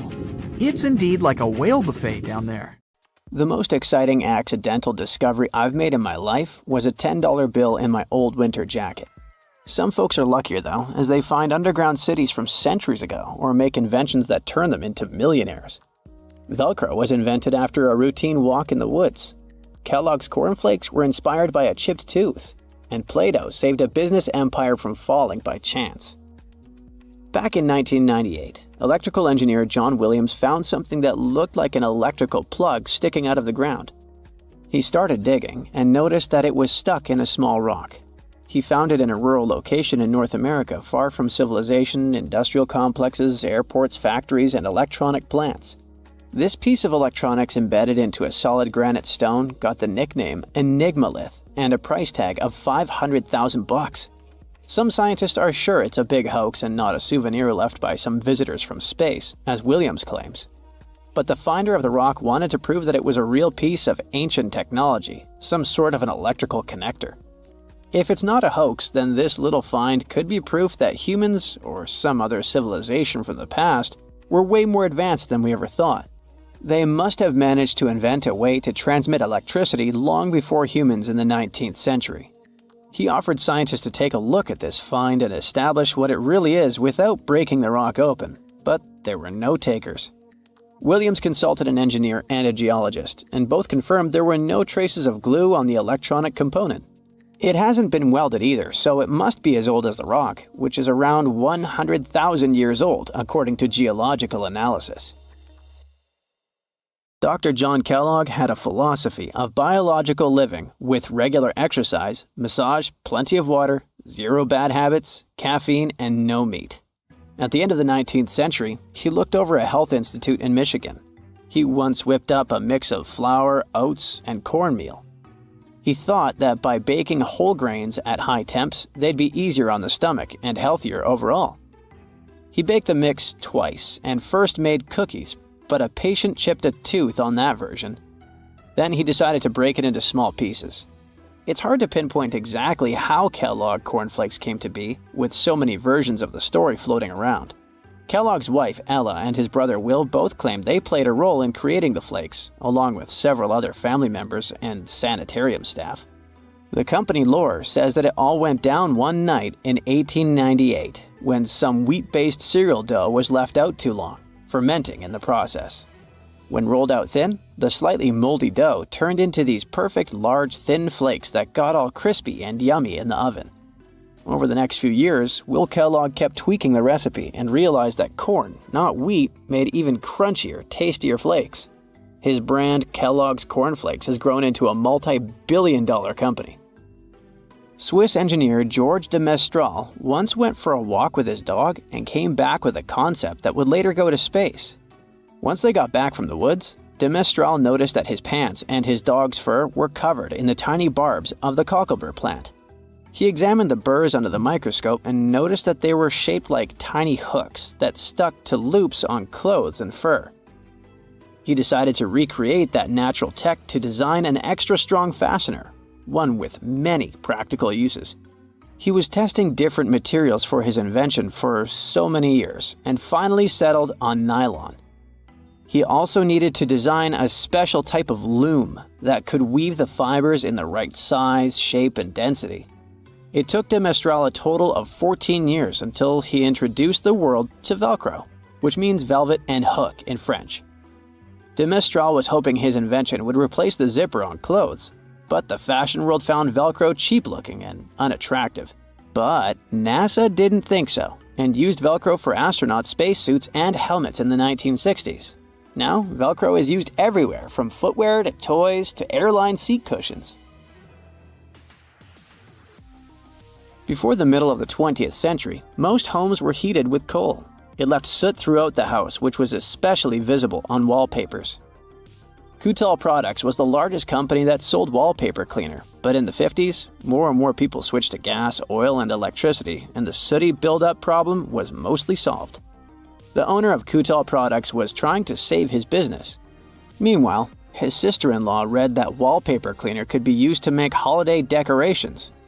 She worked as a nursery school teacher, and modeling clay was pretty hard for her students to handle, so she decided to test this material for molding into different shapes, and it works out just fine. She told her relatives about the discovery and suggested a name for it: Play-Doh. The Kutal company was about to go bankrupt, so it was a great alternative for a new business. Soon enough, Macy's and Marshall Field got interested in the new toy and started selling it. Play-Doh was originally only in one color, white, but soon expanded to red, blue, and yellow. They also made several changes to the original recipe, but the mixture is still mostly the same as when it was used to clean wallpapers. An urban legend says that if you take all the Play-Doh compound ever made and put it through their Fun Factory playset, you'll get a snake that will wrap around the planet 300 times. A man in Turkey was renovating his home when he knocked down a wall in his basement with a sledgehammer. He found a tunnel behind the wall that led to an ancient underground city. The tunnel led to more tunnels and then halls and chambers.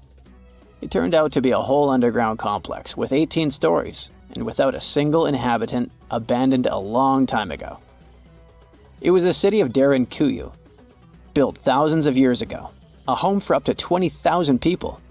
Whoever built it had great skill, and it's rather easy to build tunnels out of the soft rock, but cave-ins are a big risk. None of the floors at Derinkuyu have ever collapsed. The city had a complex ventilation system with over 15,000 shafts. The upper levels had the best ventilation and were used for living and sleeping quarters. The lower levels were mainly used for storage, but they also had a dungeon. In between, there were room for domestic animals, a school, a convent, and small churches. John Martin, a forestry professor, was out exploring a forest in Wisconsin one night. He was shining a UV flashlight up into the canopy to spot lichens, fungi, plants, and frogs that glow under the UV light. Then suddenly, he heard a flying squirrel chirping at a bird feeder, pointed the flashlight at it, and saw it light up pink. The professor told his colleagues about it, and they decided to investigate further. They checked out some flying squirrel skins at museums to see if this pink glow is a common thing among them. It turns out that almost all of the flying squirrel specimens they looked at had the same pink fluorescence. Non-flying squirrels didn't glow at all. Other animals with fluorescence, like puffins and chameleons, glow blue under UV light. The only other mammals with fluorescent fur are around 20 species of opossum. They live in different ecosystems and have different diets. The only thing they have in common with flying squirrels is that they're all active at night. And regular squirrels prefer sunlight. There's enough ultraviolet light in low-light conditions, and nocturnal animals need UV vision. So the pink glow might have to do with nighttime perception and navigation, especially in cold and snowy conditions.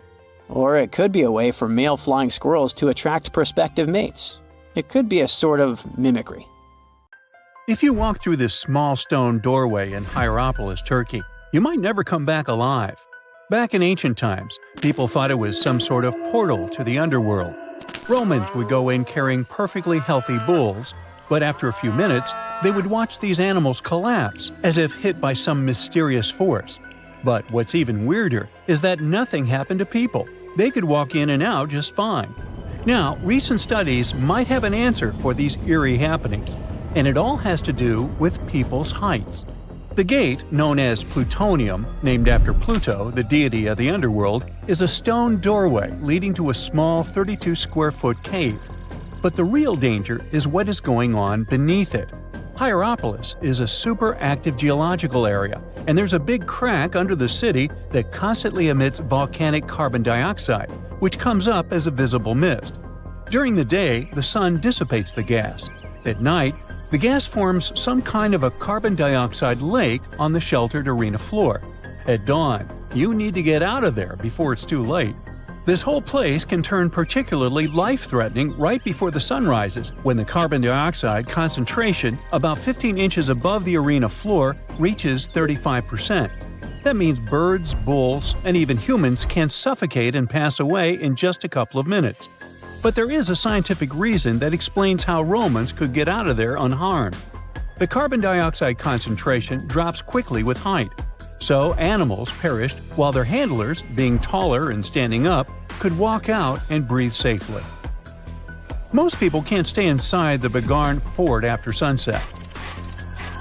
This 16th century fort, located about 146 miles from Delhi, is known as one of the most haunted places in India.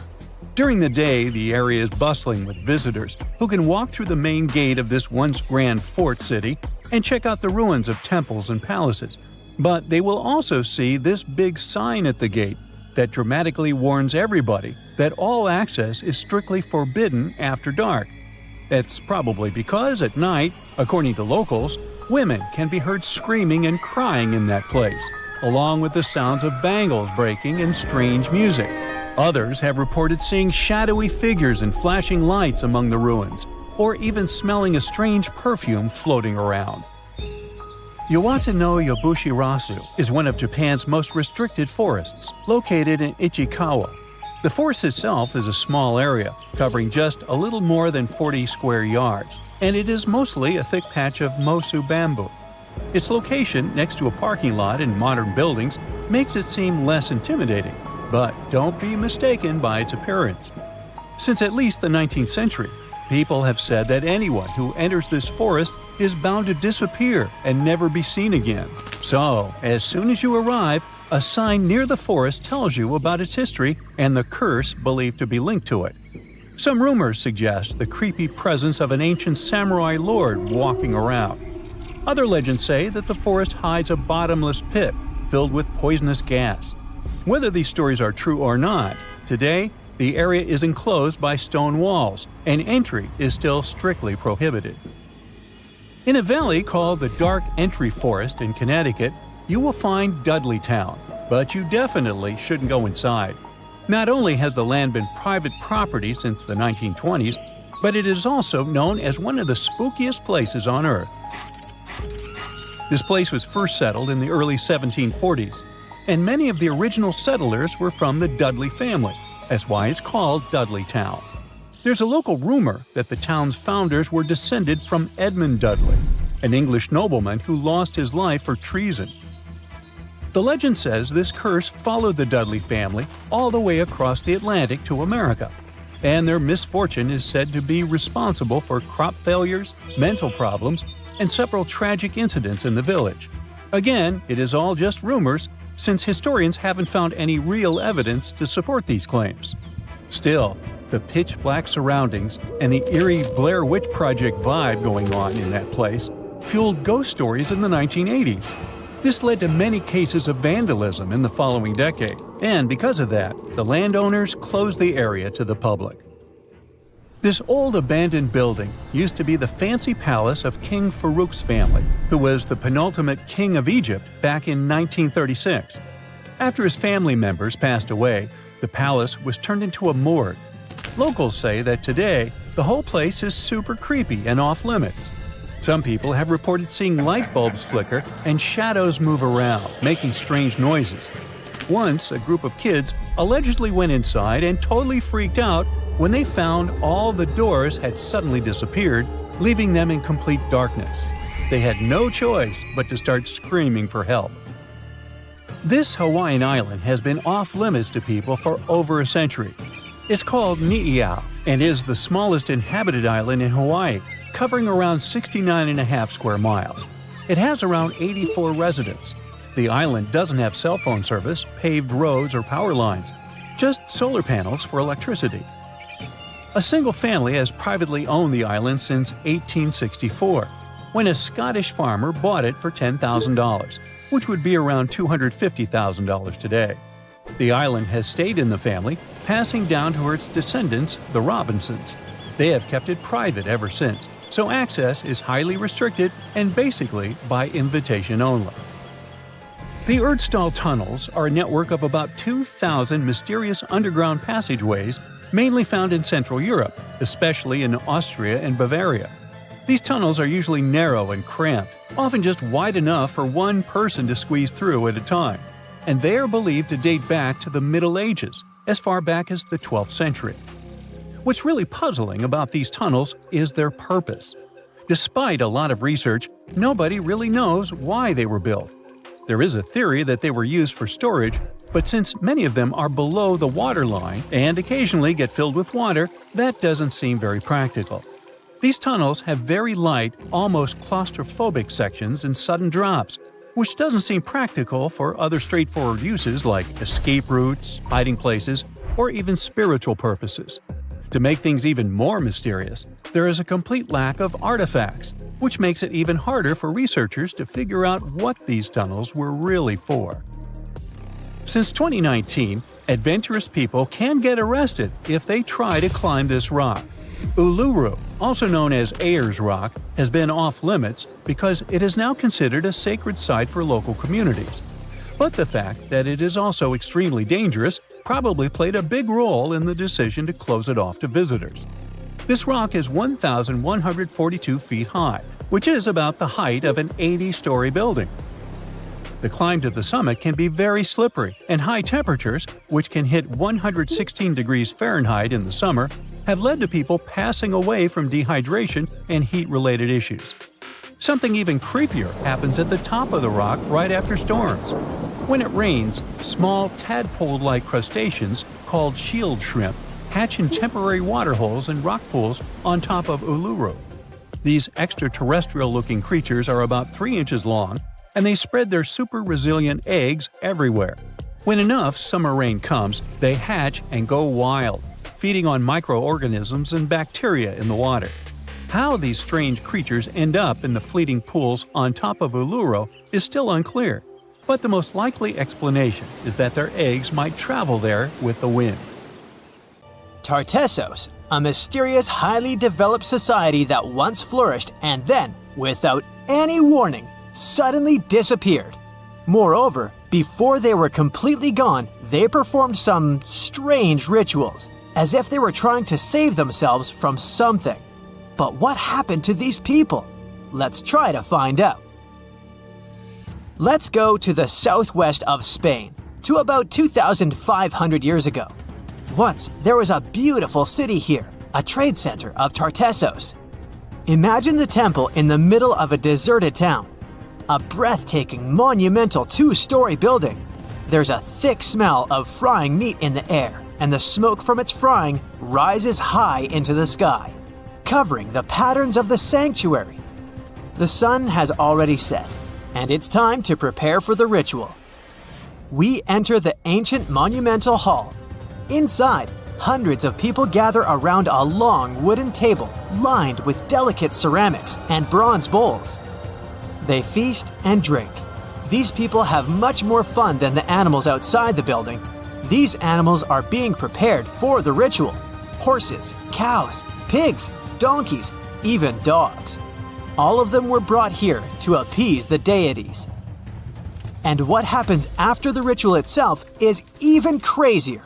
At the end of the ceremony, people take torches and set fire to the whole building. Everything turns to ashes and coals, and when the last embers fade away, they take shovels and begin to bury this place. It will take them at least several days to bury the former sanctuary under piles of earth. They work tirelessly. In some places, the thickness of the layers of mud and clay will reach almost 14 feet. And then, these people, the last known Tartessians, just leave this place and disappear from our world forever. But what just happened? Why did they even do all this? Let's start from the beginning. Tartessos was first mentioned in Greek and Roman texts thousands of years ago, but for a long time, we had no idea what it even was. All the descriptions were contradictory and confusing. Some archaeologists thought that Tartessos was a kind of seaport. Others thought that it was a river or a water reservoir. They even said this place could be connected with the mystical Atlantis. But there was nothing to back it up with, so the scientific community quickly rejected this idea. But today, we know the truth. Tartessos was an ancient civilization. It's been located on the Iberian Peninsula, one of the southernmost islands of Europe. It flourished in the 9th to 5th centuries BC, and then, around 2,500 years ago, suddenly disappeared. They were quite rich. The island had rich reserves of metal, so their economy was thriving. Silver, copper, lead, and other good things were mined in the local Sierra Morena Mountains. Almost all the locals were engaged in trade. For them, it was a common thing. Isn't that strange that there were so few records left about them? And not so many monuments of their culture have survived to this day. In total, throughout Spain, scientists were able to collect around 20 archaeological finds related to Tartessos. 3 of them were excavated in the Guadiana Valley: Cancho Roano, Casas del Turrunuelo, and La Mata. Let's start with the first one. Cancho Roano was discovered in 1978. This find was one of the most significant pieces of the puzzle. This is one of the most beautifully preserved structures of the Tartessian civilization. Not only the walls have survived to this day, but so did the altar, the moat, and even several artifacts. For example, some jewelry and wine glasses. It was a square building surrounded by a deep moat filled with water. And, to be honest, we still don't know its exact purpose. We only assume that it could be an ancient temple. Some rituals were carried out there. For instance, they would set fire to the temple and cover it with thick layers of sand and clay. They even left some expensive artifacts inside, tools, gold jewelry, and so on. Moving on to the next find. Casas del Turruñuelo is one of the best preserved buildings in the entire Western Mediterranean. We only discovered it a couple of years ago, back in 2015. And it hasn't been studied that well yet. But we already know that this place is also pretty weird. Casas del Turruñuelo was a very rich building. It wasn't just some kind of temporary camp. It was a place of monumental, impressive architecture. Massive staircases, vaulted ceilings, luxurious materials brought from all over the Mediterranean, and the latest construction technologies. It was supposed to be a place of power, maybe even something like a palace. And yep, it also became the venue for the rituals. It's unclear whether the locals intended to destroy this beautiful place from the very beginning, but this is where they performed the greatest ritual in the area. This ritual involved more than 50 animals, including the most valuable ones, horses. It was their only means of transportation. The fact that these people gave away their horses may indicate that they plan to stay here for some time. Perhaps they hope to appease the deities and settle on local lands. The ritual was carried out exactly as they intended. And just like Cancho Ruano, this place was also set on fire. When the ritual ended, the locals buried this place and left, disappearing into the countryside of the Iberian Peninsula. Now it's an abandoned and quiet place. Just like Cancho Ruano, it's been standing here untouched for more than 2,000 years. The last find is La Mata, which was discovered much earlier than the other two, back in 1930. The resemblance between all of them was striking. La Mata had the same fate. It was burned and forgotten for centuries. All of this is very strange and mysterious. It seems like the locals were fleeing from something. Perhaps something happened that made them start building these banquet halls and arranging large-scale rituals. They thought that their deities turned away from them and tried to appease them. But unfortunately, it didn't work.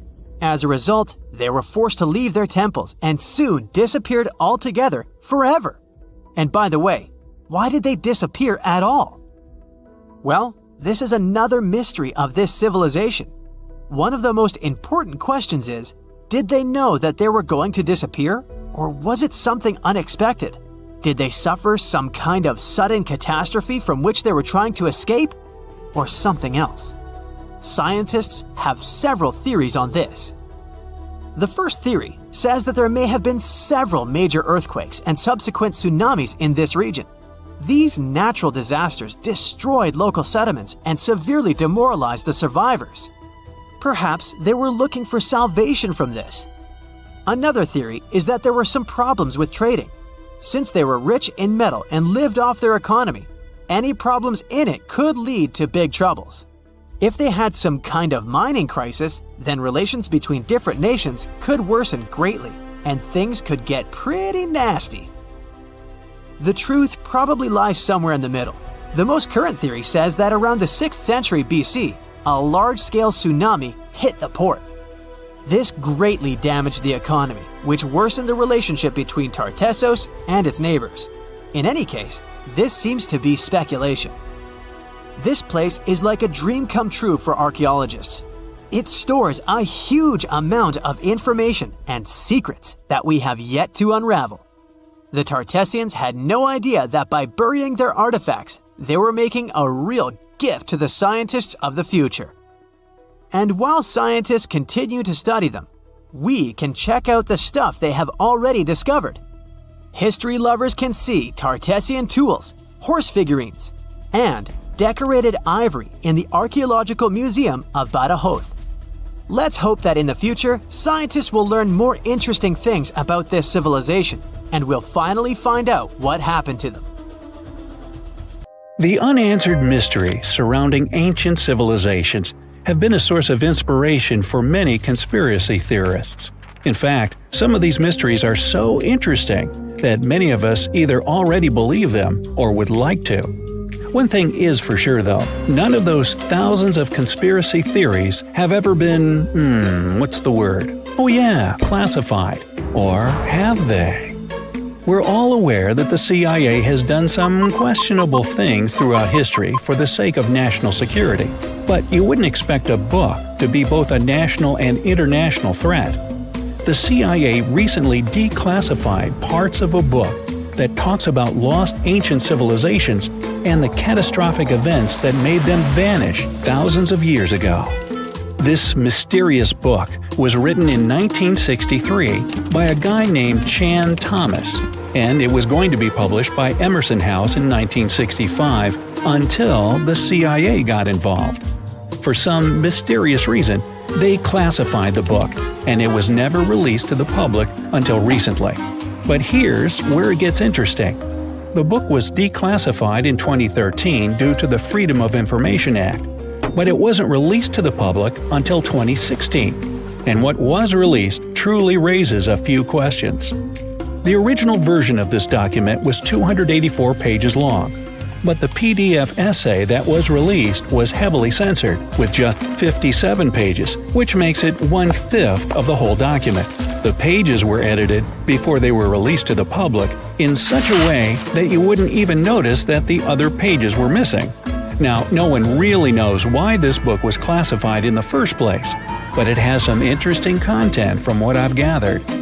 The author of the book had quite the imagination and a huge love for ancient civilizations.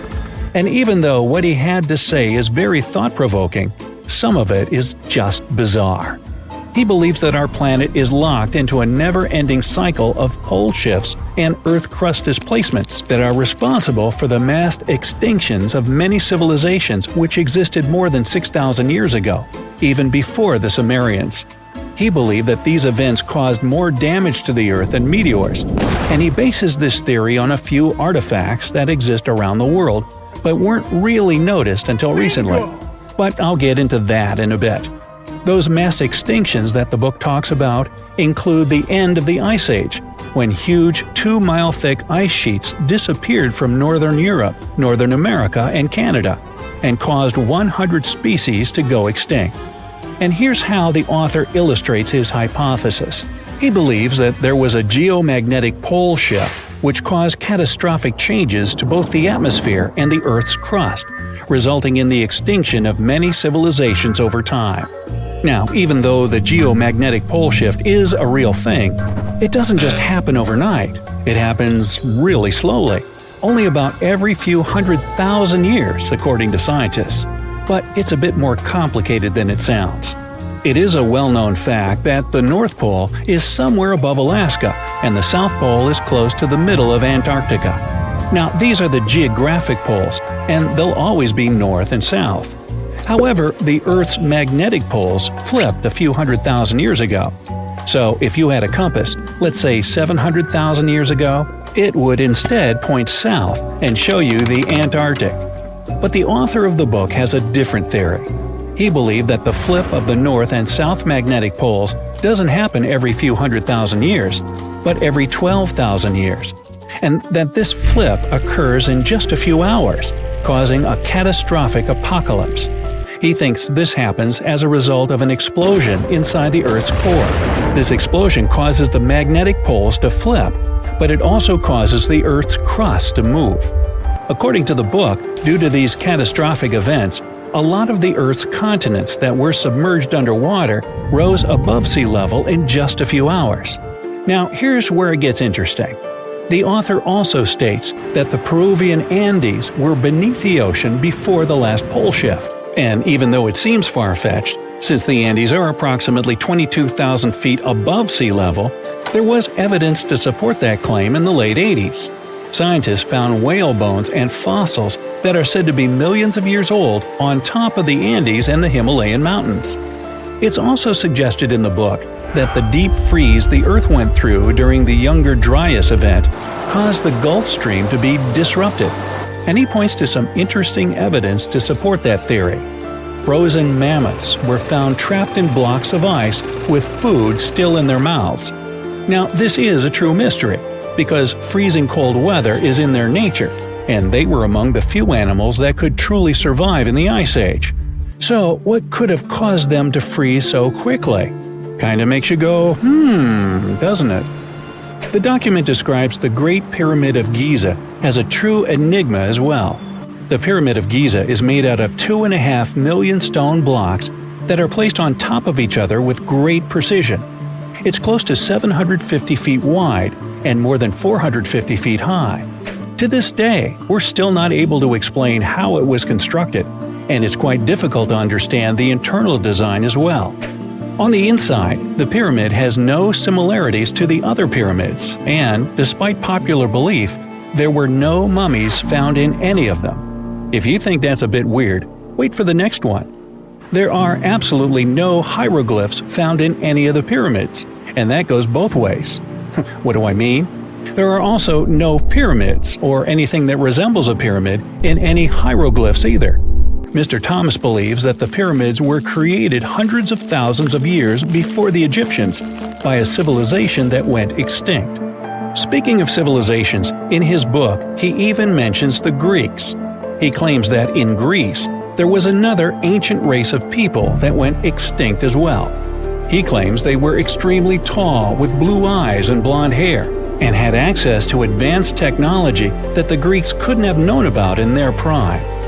Now, before we drift too far away from the stone blocks, let's talk about another mystery, the temple in Baalbek, Lebanon, and its ginormous foundation blocks. Those stones, which make up the Heliopolis, were also used for the temple in Rome. The foundations of the temples are made of 900-ton trilithon stones, and according to the author, this is proof that there must have been a lost ancient civilization with advanced technology. Now, most archaeologists claim that those stones were made by the Romans. However, there's no evidence to support that. The Romans didn't have the technological equipment to make the stones or lift them. So, you might think, what if they just made them in that place right then and there? Well, those stones were also lifted 30 feet high and were placed next to each other with mathematical precision. And let's not forget about the blocks on top of the Heliopolis in Lebanon, which weigh about 800 tons each. But wait till you hear the next one. The Romans don't even credit themselves for these stones. They claim that they built up the sides, but they don't take credit for the extraordinarily large and heavy foundation stones. The author also makes an interesting point about the distance between the Roman capital and Baalbek in Lebanon. Why would the Romans build the world's largest monolithic stones in such a remote area, and so far away from their capital, and never take credit for it? Well, folks, it's a mystery to me. Now, let's move on to the most intriguing enigma, Easter Island, which is located in the middle of the Pacific Ocean, or nowhere, if you will. The author questions how people found it or even settled in such a remote island that long ago. One of the signifiers of Easter Island are the Moai statues, and the mystery surrounding who they depict and why. What's an even bigger question is how they were created, moved, and positioned in the places they were found. According to this declassified document, Easter Island was part of the now lost continent named Mu, and it was sunk in the Pacific Ocean in a disastrous cataclysm that happened during one of those pole shifts. The continent of Mu, according to the book, was as big as South America, and what we now call Easter Island is just what's left of that continent. The author also believes that this is what happened with the lost city of Atlantis as well. Plato is even quoted about this, saying that the whole city of Atlantis sunk miles beneath the waves within just a day. Even though the whole story sounds very intriguing and makes some interesting points, we know that, scientifically speaking, a cataclysmic pole shift causing entire civilizations to go extinct isn't possible. You're walking down the street. You see a strange-looking antique shop called Ageless Trinkets of Mr. Bright. You're curious, so you enter there. You take a look at all the weird stuff. Suddenly, an old folded parchment paper catches your attention. It's a world map, but something's off with it. Instead of showing the countries as you know them, It shows the locations of 4 mythical lost worlds and civilizations. Mr. Bright, the shop owner, comes next to you after realizing your shock. This map won't let you find these places or anything, but I can explain to you the legends behind them if you want, he says. Let me begin with Atlantis.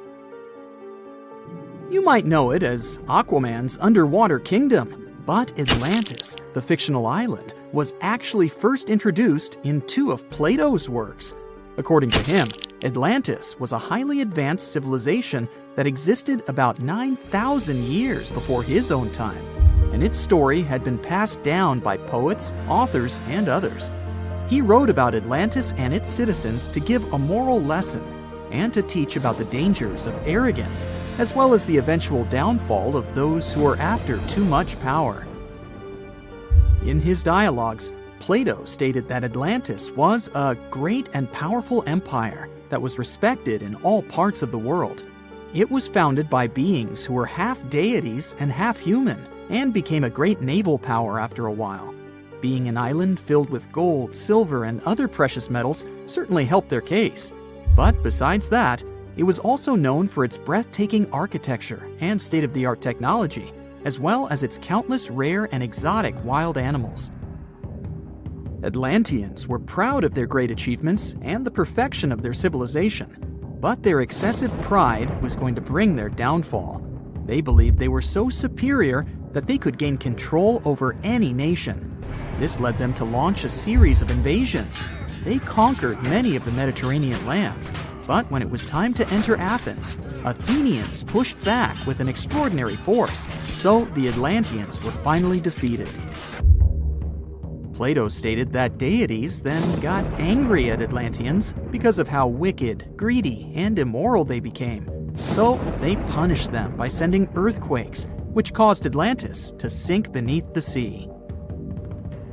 Although the earliest written records of Atlantis were Plato's works, some people still believed his story to be based on truth and tried to identify the island of Atlantis with actual countries. Some people suggested it may have been located in the Mediterranean Sea, near the coast of Spain or Italy. Others thought it may have been located in the Caribbean, off the coast of Central or South America, but there was no solid evidence to support any of these claims. One theory, in particular, seemed more plausible than the others, though. Located in the Aegean Sea, the island of Santorini was the home of a highly advanced Minoan society. However, due to a huge volcanic eruption, it was destroyed about 3,600 years ago, causing the Minoan civilization to suddenly disappear. These similarities between the fictional Atlanteans and the historical Minoans made Santorini a good candidate for the speculations. Yet again, there were still major flaws with it, such as how the time when Plato said Atlantis was destroyed doesn't coincide with the time of Santorini's eruption. So Atlantis still continues to be regarded as nothing more than a popular legend in the scientific world. Now, let's move toward the northeast direction on the map, Mr. Bright says. According to Celtic Breton mythology, there once was a magnificent city called Ys, also known as Caris, that towered over Douarnenez Bay in France's Brittany region. It was the most wealthy city in the entire Atlantic. It was especially famous for its beautiful gardens and buildings, and its citizens were all living comfortably and happily there. Dahut, who was King Bradlon's daughter in Breton legends and literature, had a deep love for the sea. She begged her father to build a city at the edge of the sea, and that is how the city of Ys was established. Little did she know that she would be the one responsible for the destruction of her father's beloved gift.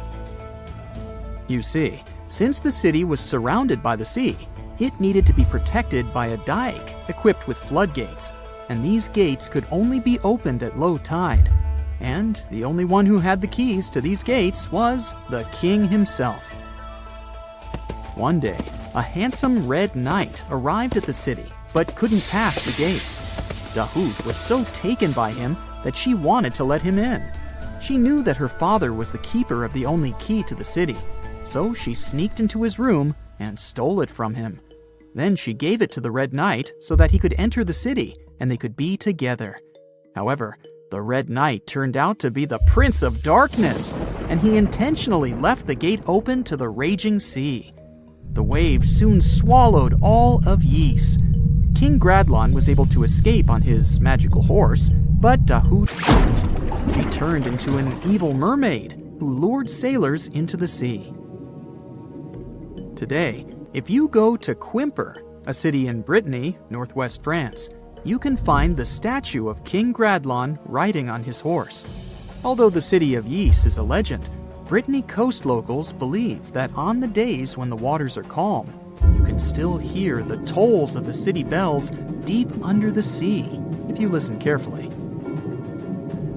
Mr. Bright then points at the Indian Ocean on the map and says, "Now, have you heard about Lemuria?"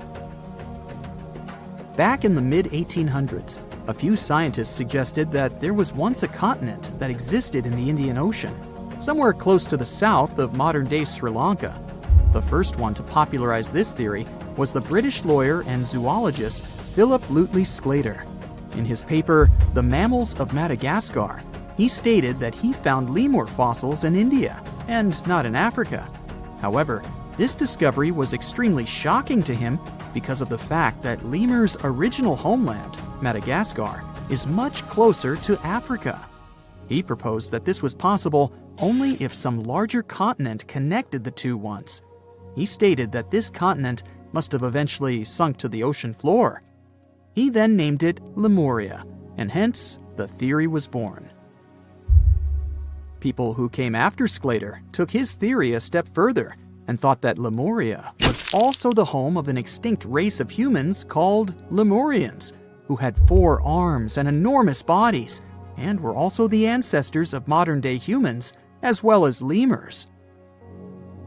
Of course, as new scientific discoveries were made on plate tectonics, evolution, and the study of DNA, the theories regarding the fictional continent called Lemuria were debunked. The last fictional land on the map is Agartha, Mr. Bright says. Taking its roots from Eastern mysticism, one legend says there's a kingdom called Agartha that is located deep beneath the surface of the earth. It's where all 4 corners of the world are connected by paths and tunnels. It is said that there's a secret entrance into Agartha hidden in the Gobi Desert, and it's built by Agarthans themselves using advanced technology that can't be detected by us, the surface folks. According to some beliefs, Agartha exists to counterbalance the energies of those who live above the surface. While we live in a state of rush and heightened emotions, this world beneath us is the total opposite. Some even say that those who escaped Atlantis fled here to continue their lives inside the Earth's core. And yet, others think it's actually a land that's crawling with all kinds of monsters. But there's no need to be scared, since modern science proved Earth's core is not actually hollow and is a solid hot iron ball. So you can cancel your journey plans to the center of the Earth if you've made any. Thanks, Mr. Bright. Everyone loves a good landmark. The Roman Colosseum, the ancient city of Machu Picchu, the Giza pyramids. But have you ever wondered how it once looked? Way back in the days when they were built? Or even in the time they were covered in ivy and forgotten by humanity? Buckle up, because we're heading on a time travel adventure to the world's greatest archaeological sites. Our voyage begins in South America, deep inside the Peruvian mountains. Behold, the city of Machu Picchu. Machu Picchu is a monument to the ingenuity and power of the Inca civilization. During its prime, the Inca civilization stretched 2,500 miles along South America's coastline from modern-day Ecuador all the way down to Chile. And Machu Picchu was located at the heart and center of it.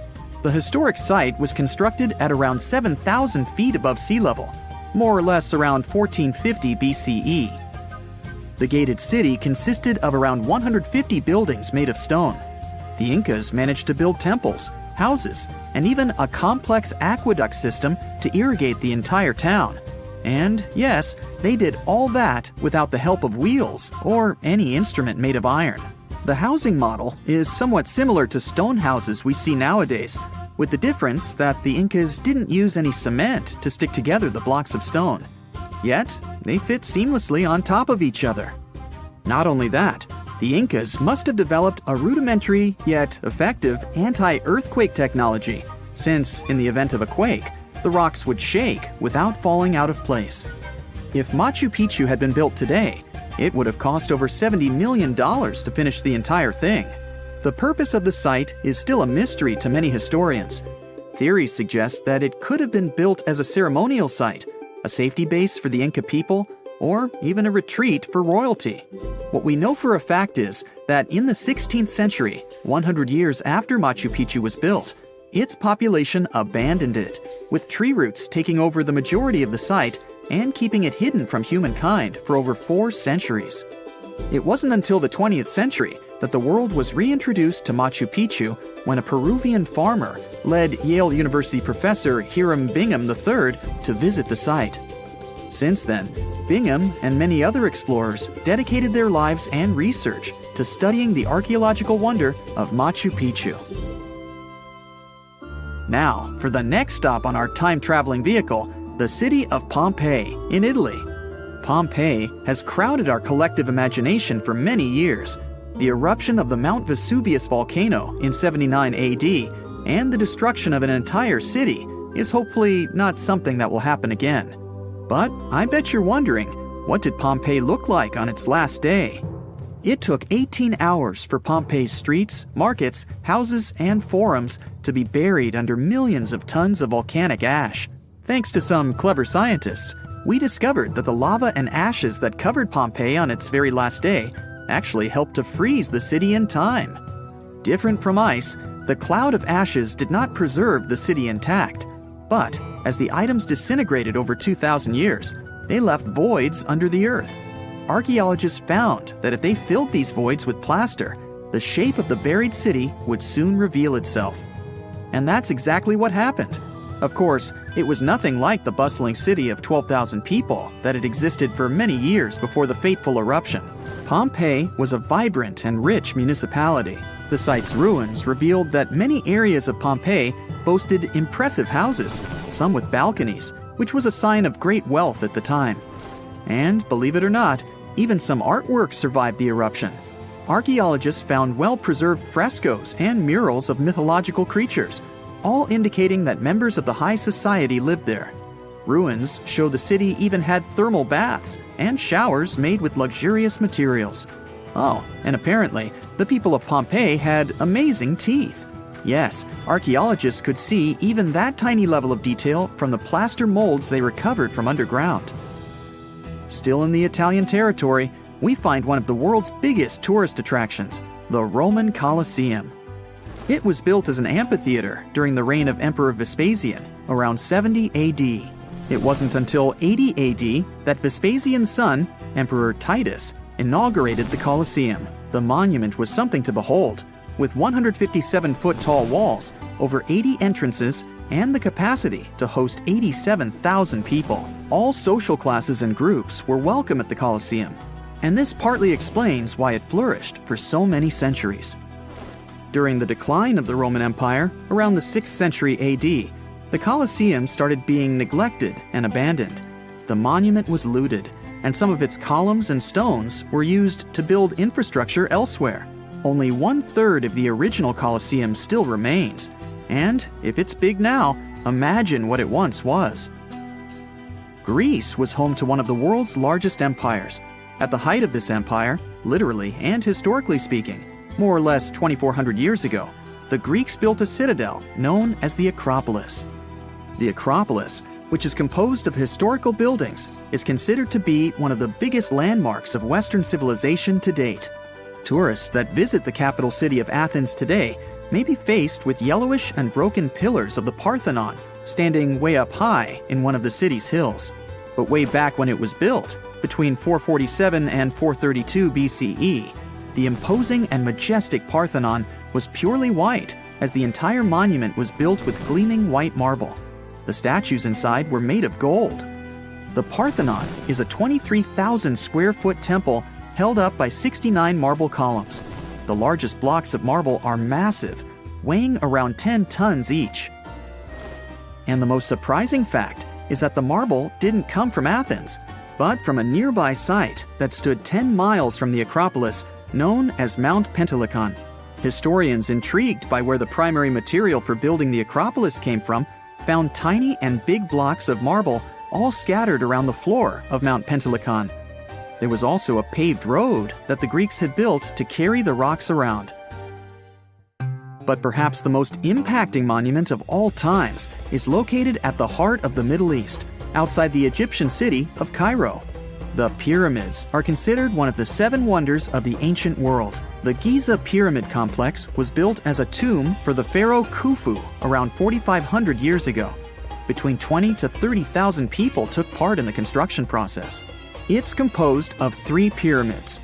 The massive monument is made out of approximately 8,000 tons of granite and over 550,000 tons of mortar, which gives it the appearance it has today. Would you believe me if I told you that the pyramids didn't always look like this? Far from it. They were shiny white with a golden triangular tip at the top. This is because the Egyptians used over 6 million tons of limestone to cover the entire rocky, step-like structure, all so that they could gleam white under the unforgiving sunlight of Egyptian skies. The Pyramid of Khufu remained the tallest structure on Earth made by humans for over 3,800 years. It was the only 8-sided pyramid in Egypt and was believed to align with Orion's belt. It's considered to be the most aligned construction facing north. In 1979, it was inscribed on the UNESCO World Heritage List. Let's head on down to the Indian city of Agra to quickly visit the Taj Mahal. You may know it as the Taj, but it can also be called by its more endearing name, a teardrop in the cheek of time. The Taj took over 22 years to build and was commissioned in 1632 by Mughal Emperor Shah Jahan as a declaration of love for his third and favorite wife, Mumtaz Mahal. It was made with ivory white marble, and amazingly, due to tight conservation, it still remains very similar to what it was when it was built. I think all this talk of landmarks got me thirsty for some traveling. What about you? Tell us in the comments below if you've ever visited some of these sites, or which interesting landmarks you'd add to this video. Now, let's assume that another species, whether humanoid or dolphin-like, could have existed millions of years ago. How do we find their traces? There was a Doctor Who episode about a non-human industrial civilization on Earth that existed long before us. These reptiles, called Silurians, were forced deep underground by a catastrophic rise of temperatures on Earth, and there they thrived for centuries. That inspired scientists to create the so-called Silurian hypothesis. If there was an advanced civilization before us, we should find their traces somewhere. Well, let's try. Climatologist Gavin Schmidt and astrophysicist Adam Frank decided to dive into this themselves. Like us, any technologically advanced civilization would be hungry for energy, so they looked for global effects that would leave a widespread mark. For example, hints of large-scale industrial processes, like plants and factories, and their leftovers. Then comes the question of how long these civilizations would last. If they existed for a long time, we should look for long-lasting signs, like residues from burning fossil fuels, mass extinctions, synthetic chemicals not found in nature, and even traces of nuclear fission. Basically, we should search for the same kinds of things that humans are currently leaving behind as evidence of our activities. Unfortunately, this evidence isn't that easy to find. Let's imagine an unsettling scenario if humanity suddenly disappeared. Even though it seems like we've left a lot of changes on our planet, the future civilization millions of years from now would struggle to find any remnants of our existence. Why? Well, our planet has existed for 4.5 billion years. Complex life on Earth has existed for more than 400 million years.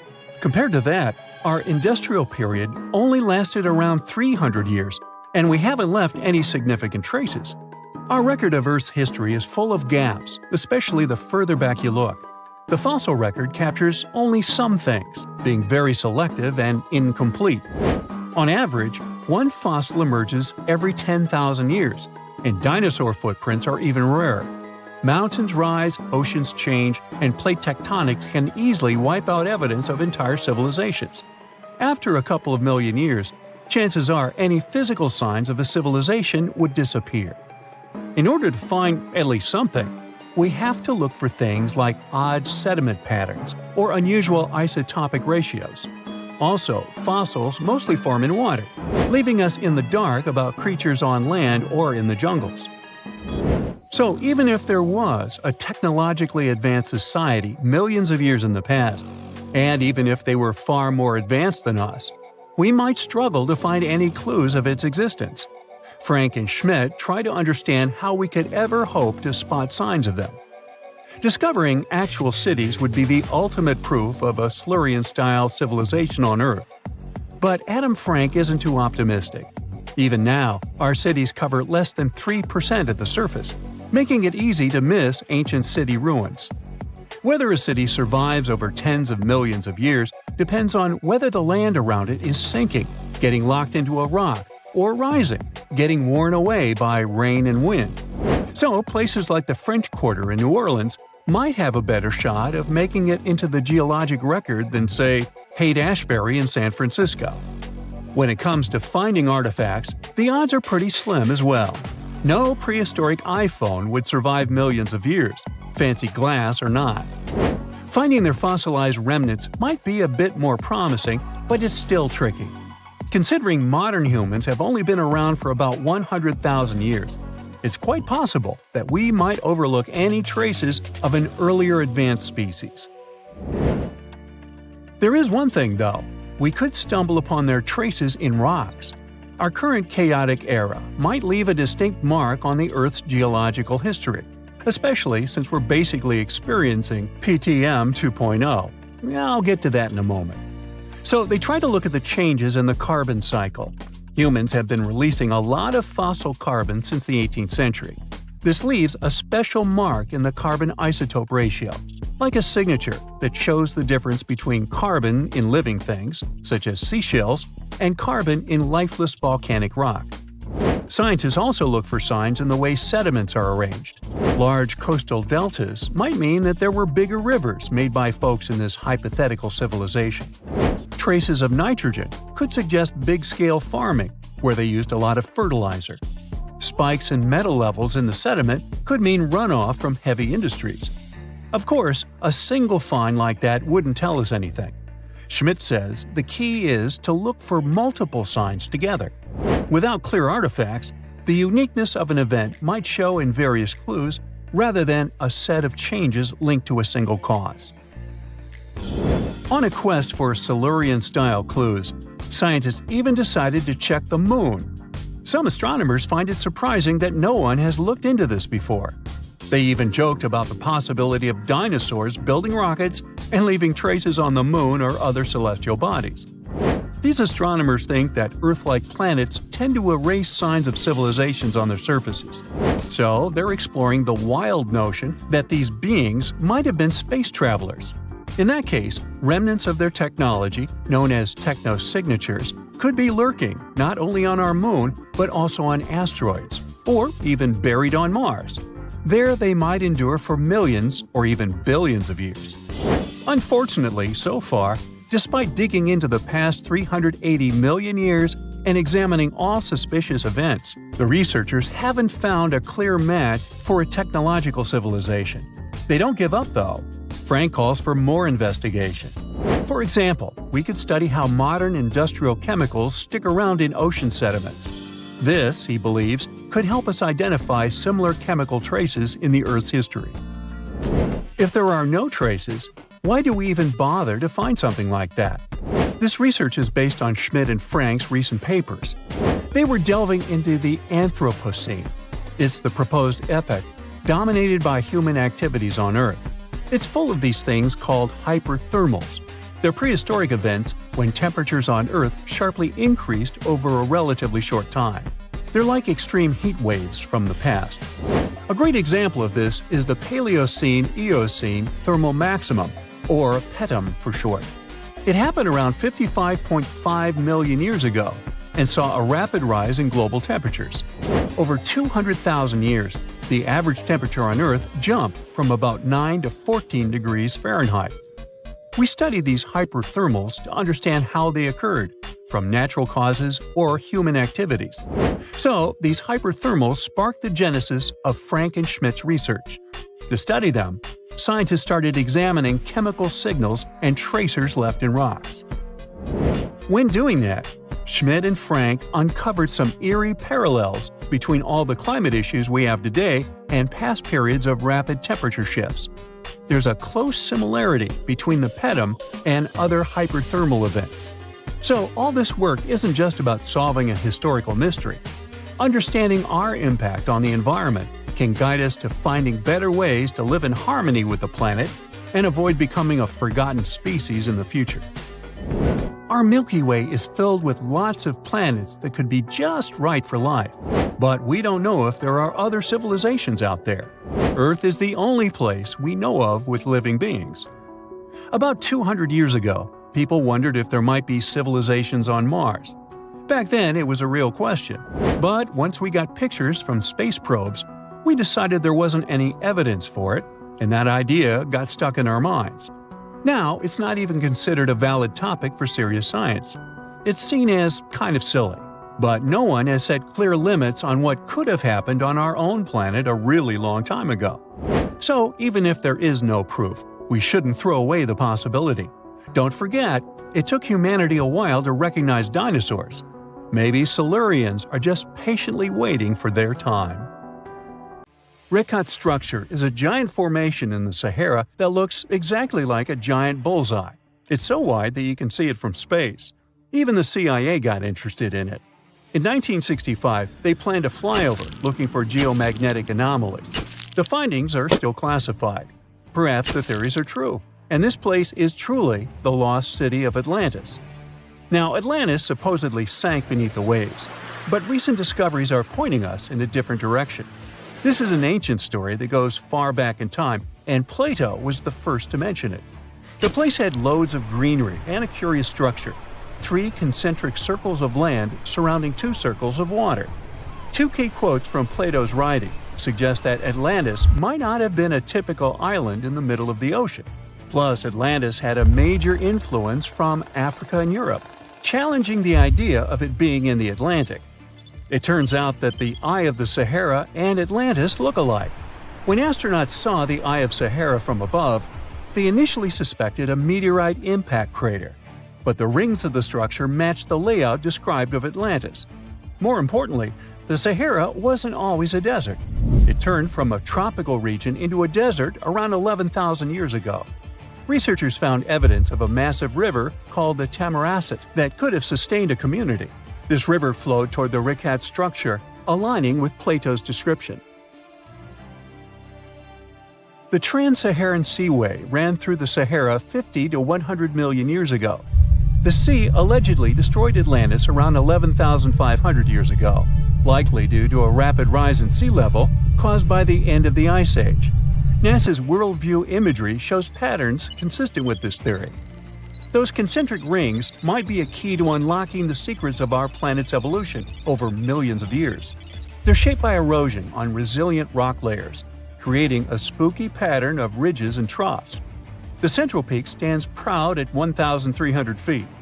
The central part has undergone a significant erosion makeover, revealing a circular structure with a raised peak. Unlike impact craters, the Eye of the Sahara flaunts a striking balance and symmetry. Some say it results from rock uplift, sculpted by wind and water. Others think it's an ancient anticline, eroded to reveal its concentric glory. Then there's a salt diapir theory, suggesting that salt's buoyancy sculpted this beauty.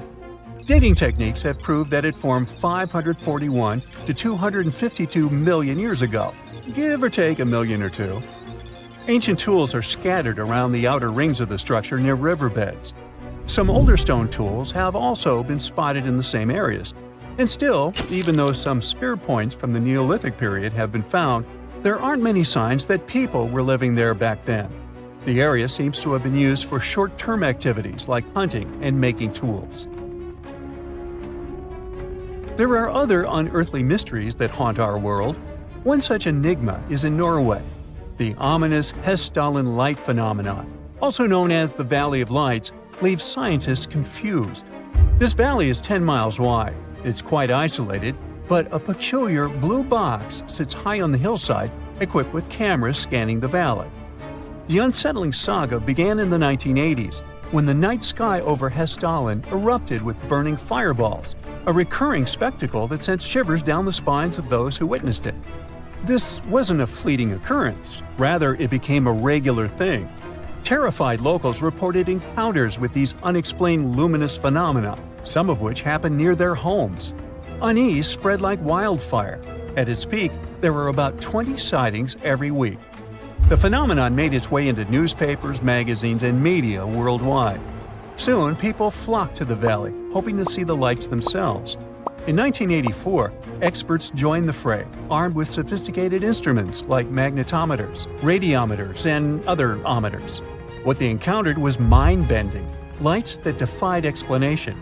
Some moved at a leisurely pace, while others raced through the sky at an astonishing 19,000 miles per hour. People tried to explain these lights: airplanes, distant reflections, ball lightning, satellites, planets, meteors. But the speed and how these lights danced ruled out all those theories. We're slowly approaching another mysterious place. This is the greatest subglacial lake among Antarctica's 675 known lakes. It can easily hide unknown life forms. This lake is beneath the East Antarctic ice sheet. Dive about 2.5 miles under the ice, and there you'll see Lake Vostok, located at 1,600 feet below sea level. This lake is 155 miles long and 31 miles wide at its broadest point. With an average depth of 1,400 feet, it's also the world's sixth largest by volume. It's like an underwater city with lofty pillars and deep basins. The secret lake was discovered in 1993, yet it had been waiting to be found down there for over 2,000 years, collecting ancient secrets. In 2012, scientists drilled through the ice, creating the longest ice core ever. They pierced the ice all the way to the lake's surface.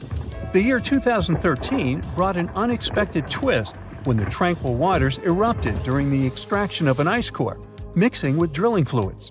Then they got a pristine water sample in 2015. Some believe there might be previously unknown life forms down there, since it's a fossil water reserve that's been untouched for millions of years. That could be a lot like those speculated ice-covered oceans on moons like Europa and Enceladus. It all started with a theory in the 19th century, suggesting fresh water lurking under Antarctic ice sheets.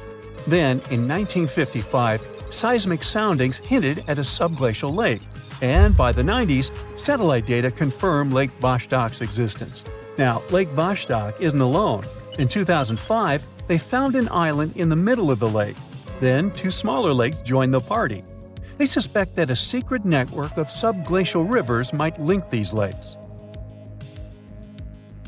Now, very far away from Antarctica, in Venezuela, Catatumbo lightning presents a sinister light show at the junction of the Catatumbo River and Lake Maracaibo.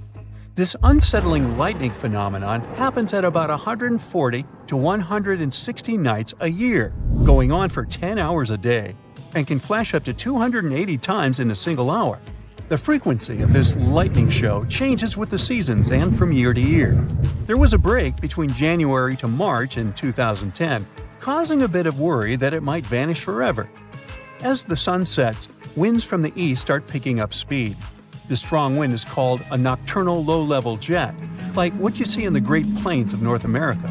These winds bring moisture, mostly from the Caribbean and the lake itself. This humid air hits high mountain ridges, causing thunderstorms to form over the mountains. Thanks to the ongoing wind situation, more thunderstorms appear as the night goes on. This pattern repeats itself, and is why this area has the highest annual lightning rate globally. The next place scientists cannot explain is in China. That is the Longyu Caves. They have lofty slanted roofs and sturdy pillars. The spot remained hidden for centuries. These human-made caverns, built around 2,000 years ago, decided to reveal themselves only in the 90s. Local farmers drained some ponds and unveiled 5 massive caverns. Further digging exposed an additional 19 smaller caves. They range from 60 to 110 feet in width and 26 to 50 feet in height. Archaeologists found historical relics from the reign of Emperor Juan of Han, dating back to over 2,000 years ago. Now, how did these caves survive for more than 2 millennia without falling apart? No ancient records explain the way they were crafted either. The walls show chisel marks, hinting at some layer-by-layer chiseling action, but the exact construction process is still a head-scratcher. Now, how about some surreal hidden places to check out? Grab a flashlight and your backpack, and bon voyage! The trip starts in the mountainous country of Switzerland. You travel to the town of Waltensburg in the eastern part of the country. It's raining and it's very cold, but you still make your way to the bottom part of a mountain, where your first adventure awaits. After climbing up high in the mountains, you see a strangely shaped castle. To get there, you must walk up an extremely narrow pathway. Don't look down, you think to yourself. You tighten the straps of your backpack and manage to walk along the pass. Standing at the door of the castle, you really can't believe what you see. A 13th century fortress built entirely of stone. Today, all that is left of Krafenstein Castle is mainly its ruins, but their condition is good enough to get an idea of what the place looked like back in its glory days. You take your time to explore the castle inside, but honestly, this place gives you the chills and you're ready to move on. The next place on the list is Turkey. A plane and then a car ride later, you arrive in the city of Çorum in the northern part of the country. On the outskirts of Çorum, you find a valley filled with old, overgrown mountains and see the beginning of the trail you're about to hike. The way is extremely steep, but it leads to a secret door carved in the mountain. Congratulations! You've just arrived at Kapilikaya. The huge door is a massive arched stone that blocks the entrance to a hidden building. Experts think it has existed since the 2nd century BCE. Unfortunately, the huge door won't open, so what's hidden inside is a mystery today. It's guessed that there is a room inside. Some locals say there's a treasure hidden there too, but until today, no one has managed to enter the place to check. Okay, it's time to get moving before night falls. Next, you get the unique opportunity to travel to Ethiopia. Wandering around the city of Lalibela, you stumble upon a huge pit carved in the ground. You approach it carefully, and soon enough, you see a magnificent terracotta building, so richly detailed it leaves you mesmerized. But that's not all. There are 10 other pits just like this one, hiding King Lalibela's 12th century buildings. All 11 constructions are different from one another, yet share a similar recognizable style. They were hand-carved over the span of 24 years, only with the help of chisels, which is unbelievable given that these buildings are up to 50 feet high. That's about as tall as 5 African elephants stacked on top of each other, if you could do that. This unconventional way of construction made them entirely monolithic, meaning they were carved out of just one gigantic piece of rock. Pretty impressive, huh? Once you leave Ethiopia, you grab a flight to southern Italy, right there on the tip of the boot. No hiking is needed here. Whew! Your friend takes you to a site called Sassi di Matera. It's a Paleolithic city carved in the slope of a steep hill. You might feel like you've traveled in time here, as local stone houses and ancient buildings are unlike anything you've ever seen before. The site, also known as De Sassi, is suspected to be one of the first human settlements in Italy, dating back to over 9,000 years ago. Wandering around the town, you might get invited inside one of the cave-like houses. Oh, and as weird as it may sound, some of the streets run on top of people's homes. Talk about Paleolithic urban planning. You're probably becoming an expert on rock-cut architecture by now, but there are still a few sites left on your list. Next off, you head to Slovenia to visit the world's largest cave castle. This medieval castle was built on top of a 400-foot-high cliff and was designed to be impenetrable. Luckily for you, security is much more relaxed today. Still, if you're looking for a more challenging and less touristy way inside, you can get into the castle through one of its many underground tunnels. They were built over 800 years ago for the owner of the castle. He needed secret passageways to sneak supplies. Today, Prijama Castle is both enchanting and mysterious. I'd say it depends on whether it's a warm sunny day or a cold stormy night. After this medieval experience, you head on to visit Petra, a magnificent Jordanian monument found in the middle of the desert. To get around here, you'll need a large supply of water and sunscreen because it's going to get hot. But this site is worth it. The city of Petra is a marvel of the ancient world. Back in the 4th century BCE, this region was a trading hub at the crossroads of commercial routes. Petra was a wealthy city, home to the Nabateans, an Arab Bedouin tribe that thrived in the region for many years. The rock-carved gate-like structure Petra is famous for is called the Pharaoh's Treasure. It stands at the main entrance to the site and is said to have a treasure hidden inside. You might feel tempted to check it out for yourself, but that's an adventure for another trip. For now, you hop on another plane ride, this time to the Americas. First, you visit the USA, more specifically, the mountainous state of Colorado. You make your way to Mesa Verde National Park. There, in between the greenery and abundant vegetation, you'll find over 600 dwellings built in the cave beneath the cliff, carved deep into the mountainside. This ancient village is now considered a heritage site. The local Puebloan tribe built it back in the 1190s. One of its main buildings is called the Cliff Palace. It's a multi-story construction built from sandstone and mud mortar. The palace alone housed over 150 rooms. If you're feeling sporty, you might want to visit the balcony house. To get there, you'll have to climb a 32-foot ladder. You'll get to see a mid-sized village of 38 rooms, including 2 kivas. Those are traditional chambers that were built by the Puebloans for ceremonial purposes. Still in the U.S., you make your way to the hills of South Dakota.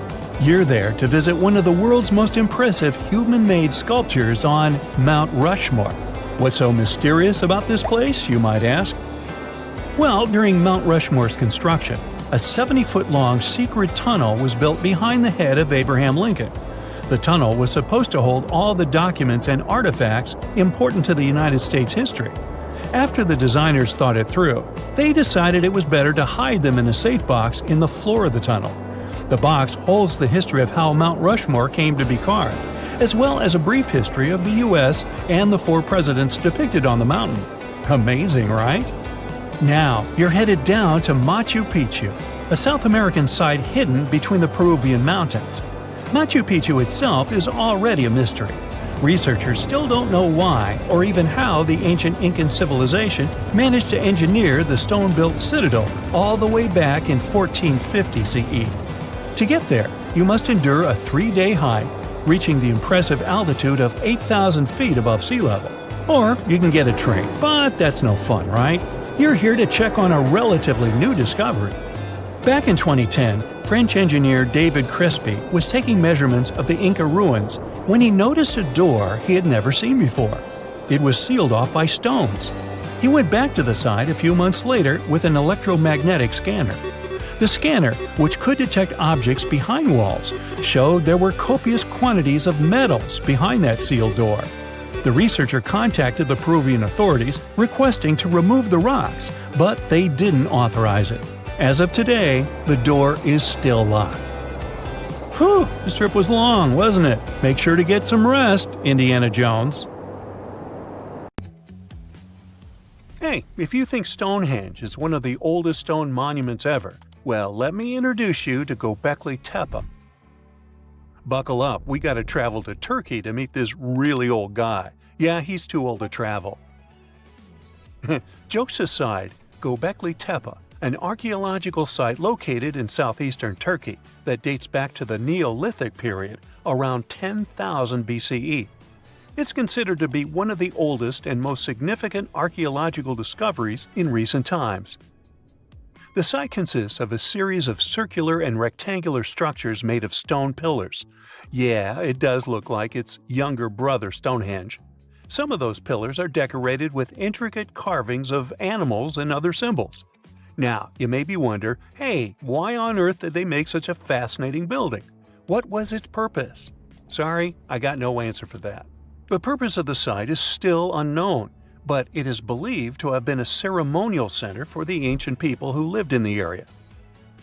The discovery of Göbekli Tepe has challenged long-held beliefs about the development of human civilization, as it suggests that complex societies may have emerged much earlier than previously thought.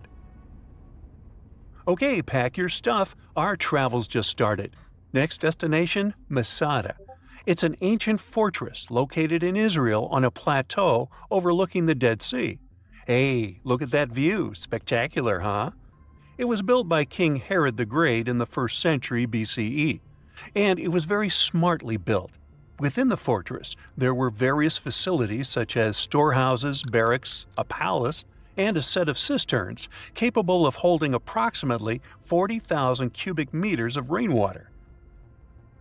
People living there believed that the collected runoff from a single day's rainfall could provide sustenance for over 1,000 individuals for a period of 2 to 3 years. Access to the fortress was limited to 3 steep and winding paths leading up to fortified gates. Still, at one point, the fortress was occupied by people who had fled Jerusalem after the city was captured by the Romans. They held out against the invaders for several months, but eventually they were defeated. But these guys didn't surrender. The story of Masada has become a symbol of resistance and bravery. Today, Masada is a popular tourist attraction and a UNESCO World Heritage Site. The next flight is going to be short. We're popping over to Egypt to see the Karnak Temple Complex. It's a vast ancient Egyptian temple complex located in the city of Luxor, Egypt. It was built over a period of 2,000 years and covers an area of more than 200 acres. The complex is dedicated to the worship of the deity Amun-Ra. Wait a minute, that should be Amun-Ra, and it was one of the most important religious centers in ancient Egypt. The Karnak Temple consists of several temples, chapels, and other buildings, including the Great Temple of Amun, the Temple of Khonsu, and the Temple of Ptah. Ptah! The Great Temple of Amun is the largest and most impressive temple in the complex, with massive columns, statues, and other decorations. One of the most famous features of the Karnak Temple complex is the Avenue of Sphinxes, which is a long avenue lined with Sphinx statues that leads from the entrance of the complex to the Great Temple of Amun. Another notable feature is the Hypostyle Hall, which is a massive hall with 134 columns that are over 70 feet high. The Karnak Temple complex is a popular tourist attraction and a UNESCO World Heritage Site. It's considered one of the most important archaeological sites in Egypt and provides a fascinating glimpse into the religion and culture of ancient Egypt. Hey, we can't hop on the next flight and leave Egypt until we see the Pyramid of Djoser. It has another name, by the way. It's also known as the Step Pyramid. This ancient Egyptian site is located in Saqqara. It was built during the 27th century BCE for the pharaoh Djoser by his architect Imhotep, who is considered one of the most important figures in Egyptian history. People believe this pyramid is the first monumental structure built entirely of stone and is an important example of early Egyptian architecture. The pyramid originally stood at 203 feet tall and was surrounded by a complex of buildings and courtyards. It was constructed in 6 layers, each smaller than the one below it, giving it the distinctive step-like appearance. The pyramid was used as a burial place for Pharaoh Djoser and was surrounded by a vast necropolis that contained the tombs of many other important officials. The Grateful Dead? The Pyramid of Djoser has several renovations and additions over the centuries, including the addition of a limestone casing that covered the original step structure. However, much of the pyramid was destroyed over time, and today only the central core remains. Despite this, it remains an important archaeological site and a popular tourist attraction in Egypt. Alrighty, we're ready to move on. There's one more pretty recent discovery we gotta see today. The Tower of Jericho was only discovered during excavations in the 1950s and 60s. It's an ancient stone tower located in the city of Jericho in the West Bank. Just like Göbekli Tepe, this one is believed to be one of the oldest stone structures in the world, dating back to approximately 8000 BCE. The tower stands at over 28 feet tall. It's made up of two main sections, an inner tower and an outer tower, which are connected by a series of stairs. The purpose of the Tower of Jericho is not entirely clear, but it is believed to have served as a defensive structure or a watchtower. It may have also had religious significance, as it was located near a sacred spring. The Tower of Jericho is a significant archaeological site and has provided valuable insights into the early history of human civilization. It's open to visitors and is a popular destination for tourists interested in ancient history. Now, this ancient site even got attention from Netflix, and they made a movie where the action takes place in Mohenjo-Daro. This site was a major center of the Indus Valley civilization in present-day Pakistan. Mohenjo-Daro was one of the largest cities of the ancient world, with a population estimated to have been around 40,000 in its peak. Trust me, that must have been a crazy megalopolis back then. The city was notable for its advanced urban planning, with sophisticated drainage and sanitation systems, and its impressive architecture, including the Great Bath and the Granary. Mohenjo-Daro was abandoned around 1900 BCE, and its ruins were only rediscovered in the 1920s. Today, it is a UNESCO World Heritage Site and an important archaeological site for the study of ancient South Asian civilization. We're heading to a teeny-tiny country that has quite an impressive history. Welcome to Malta. The Xigantia Temples are a Neolithic site located on the Mediterranean island of Gozo. They're probably one of the oldest freestanding structures in the world, dating back to around 3600 to 3200 BCE. The temples consist of two megalithic structures, each with multiple rooms and altars. The name Xigantia means giant tower in Maltese, as people believe that only giants could have built such massive structures. The temples are believed to have been used for religious purposes and are considered to be an important example of prehistoric architecture. They were added to the UNESCO World Heritage List in 1980. Well, you must be pretty tired, but there's one more place we gotta visit today. Our plane is already landing in Armenia, and we're here to see the Temple of Garni. Look, this one is well preserved. This temple dates back to the 1st century CE. It was built by King Tiridates I as a dedication to the sun deity Mir. Sadly, the temple was destroyed in the 17th century during an earthquake, which is quite a common thing for this area, but it was later reconstructed in the 20th century. Today, it's a popular tourist attraction and is also listed as a UNESCO World Heritage Site. We're in the Caribbean, and these are the Taino people. Scientists have long believed that they were the first inhabitants of the Greater Antilles, and those people were roaming the Isles long before Columbus discovered this place. However, a recent discovery showed that there were some other peoples living there. These guys are called the Archaic people, and they are now known for being good at using stone tools. They've used a whole bunch of polished tools, such as hammers, axes, and whatsoever. We still haven't found out how they managed to invent and produce all those tools without special equipment. Scientists are now looking for a sort of necropolis, or a similar archaeological site, to find out more about these people. Another curious settlement was found a couple of years ago, not far away from Florida. This one is pre-Columbian too, but it seems that the dwellers there were more into fashion than crafting using stone tools. The scientists discovered a complex of 37 oyster shell rings. There were many households with these rings, and the locals would produce beads from the shells of marine creatures. By the way, long ago, beads weren't intended only for fashion, but they were also an important social instrument. People would sew them on their clothes to manifest their power or wealth. Sometimes archaeologists manage to discover whole cities. This is exactly what Eleni Korka, an archaeologist from Greece, did. She found the lost city of Tania back in 2018. It wasn't a lucky coincidence. The whole search took as much as 34 years. By the way, Tania was even considered a mythical city.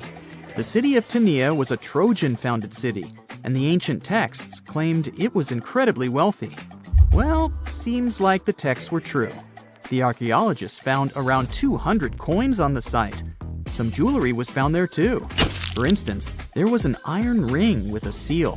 They also found a gold coin that was supposedly used to pay for a journey to the afterlife. Yeah, back then, people believed that it existed, and they needed to pay for a ticket to get there. The discovered clay, stones, and marble floors help us imagine what their dwellings looked like. And the archaeologists also found some vases there. One of the earliest examples of human-made art is located in the cave of Altamira in northern Spain. The paintings in a Paleolithic cave are so special because they're not monochrome, but have several colors combined. Still, these earliest masterpieces were hidden for a long time. They were only discovered in 1868, and today, this cave is a UNESCO World Heritage Site. Despite how old these paintings are, they're well preserved because they've been well isolated for all this time. Since the gallery was located deep in a cave, it was almost impossible for external climatic influences to ruin these prehistoric masterpieces. We're now in England, 2009. Meet Terry Herbert, a member of the Blockwitch Research and Metal Detecting Club. One day, he was casually inspecting plowed farmland in Staffordshire with a metal detector. I guess he must have wanted to find something special, but I bet he didn't expect to find what he actually stumbled upon. He discovered something that scientists later called the largest hoard of Anglo-Saxon gold and silver metalwork ever found.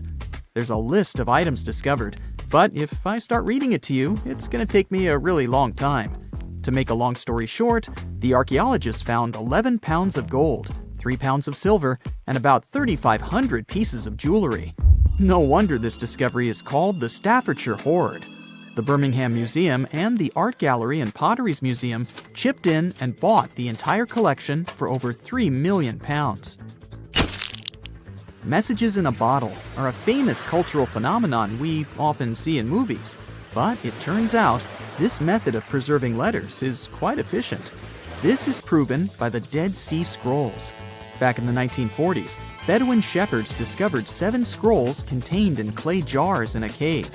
These scrolls were determined to be around 2,000 years old, but these manuscripts were only the beginning of a number of great discoveries. The Bedouins sold these manuscripts, but people continued finding more. The last discovery took place in 2021, and who knows, maybe there's more to find. Another piece of art recently found in a cave was a painted shell. This fossil was discovered in northern Italy, and scientists believe such fossils were collected by Neanderthals. This find is curious for a reason. Neanderthals are believed to have been quite primitive, but this shell proves the opposite. Back in 2004, Robert Muckle, an archaeology professor, heard about a peculiar site hidden in the forest of the North Shore Mountains of British Columbia. Robert knew that a few old cans and a saw blade had been found there. This place was believed to be a sort of logging camp, but a thorough excavation that took 14 years to complete revealed something different. Turns out, it wasn't a logging camp, but a long-lost Japanese settlement. The archaeologists found around 1,000 items, such as white and blue rice bowls, teapots, pocket watches, sake bottles, and buttons. The ceramics weren't that well preserved, so they only discovered hundreds of fragments. In one of his interviews, Robert mentioned that they also found remnants of a bathhouse. The community that lived there was pretty small, since there were only about 14 houses found. The scientists believe that they must have lived there in secret. People have changed their preferences over the centuries. Fashion has certainly changed, and our houses too, not to mention our technologies. But there's one thing for sure that's been unchanged: our love for food. Scientists managed to discover some of the oldest examples of people's favorite food. They inspected some ancient pottery and managed to find traces of best-loved food dating back to around 2000 BCE. It all happened in Sicily. And guess what that food was? No, it wasn't pizza or pasta, but olive oil. And there's more. Researchers from Egypt discovered some lumpy substance in some ancient pottery, which turned out to be cheese. It dates back to the 13th century BCE. I guess it didn't smell nice, since that cheese is estimated to be over 3,000 years old and was bacteria-ridden. Cool fact here, this cheese must have been quite exquisite. After studying it, scientists came to the conclusion that it was cooked with a variety of milks. They claim ancient people used a mixture of cow's milk and sheep or goat's milk. You probably thought, hey, you mentioned olive oil and cheese, but what about bread? Sure, bread is inseparable from almost any culture, and different people have had their own type of bread. And there's scientific proof that bread was one of the first dishes people learned how to cook. A group of archaeologists found some bread that was over 14,000 years old. 14,400 years old to be precise. What's weird is that people back then weren't familiar with agriculture. They were hunters. And technically, this old bread predates the age of agriculture by 4,000 years. Yeah, there's still much to learn about the ancient world. Here comes the, not the sun, and the Beatles song, but here comes the bonus fact. And right, it's about the Beatles.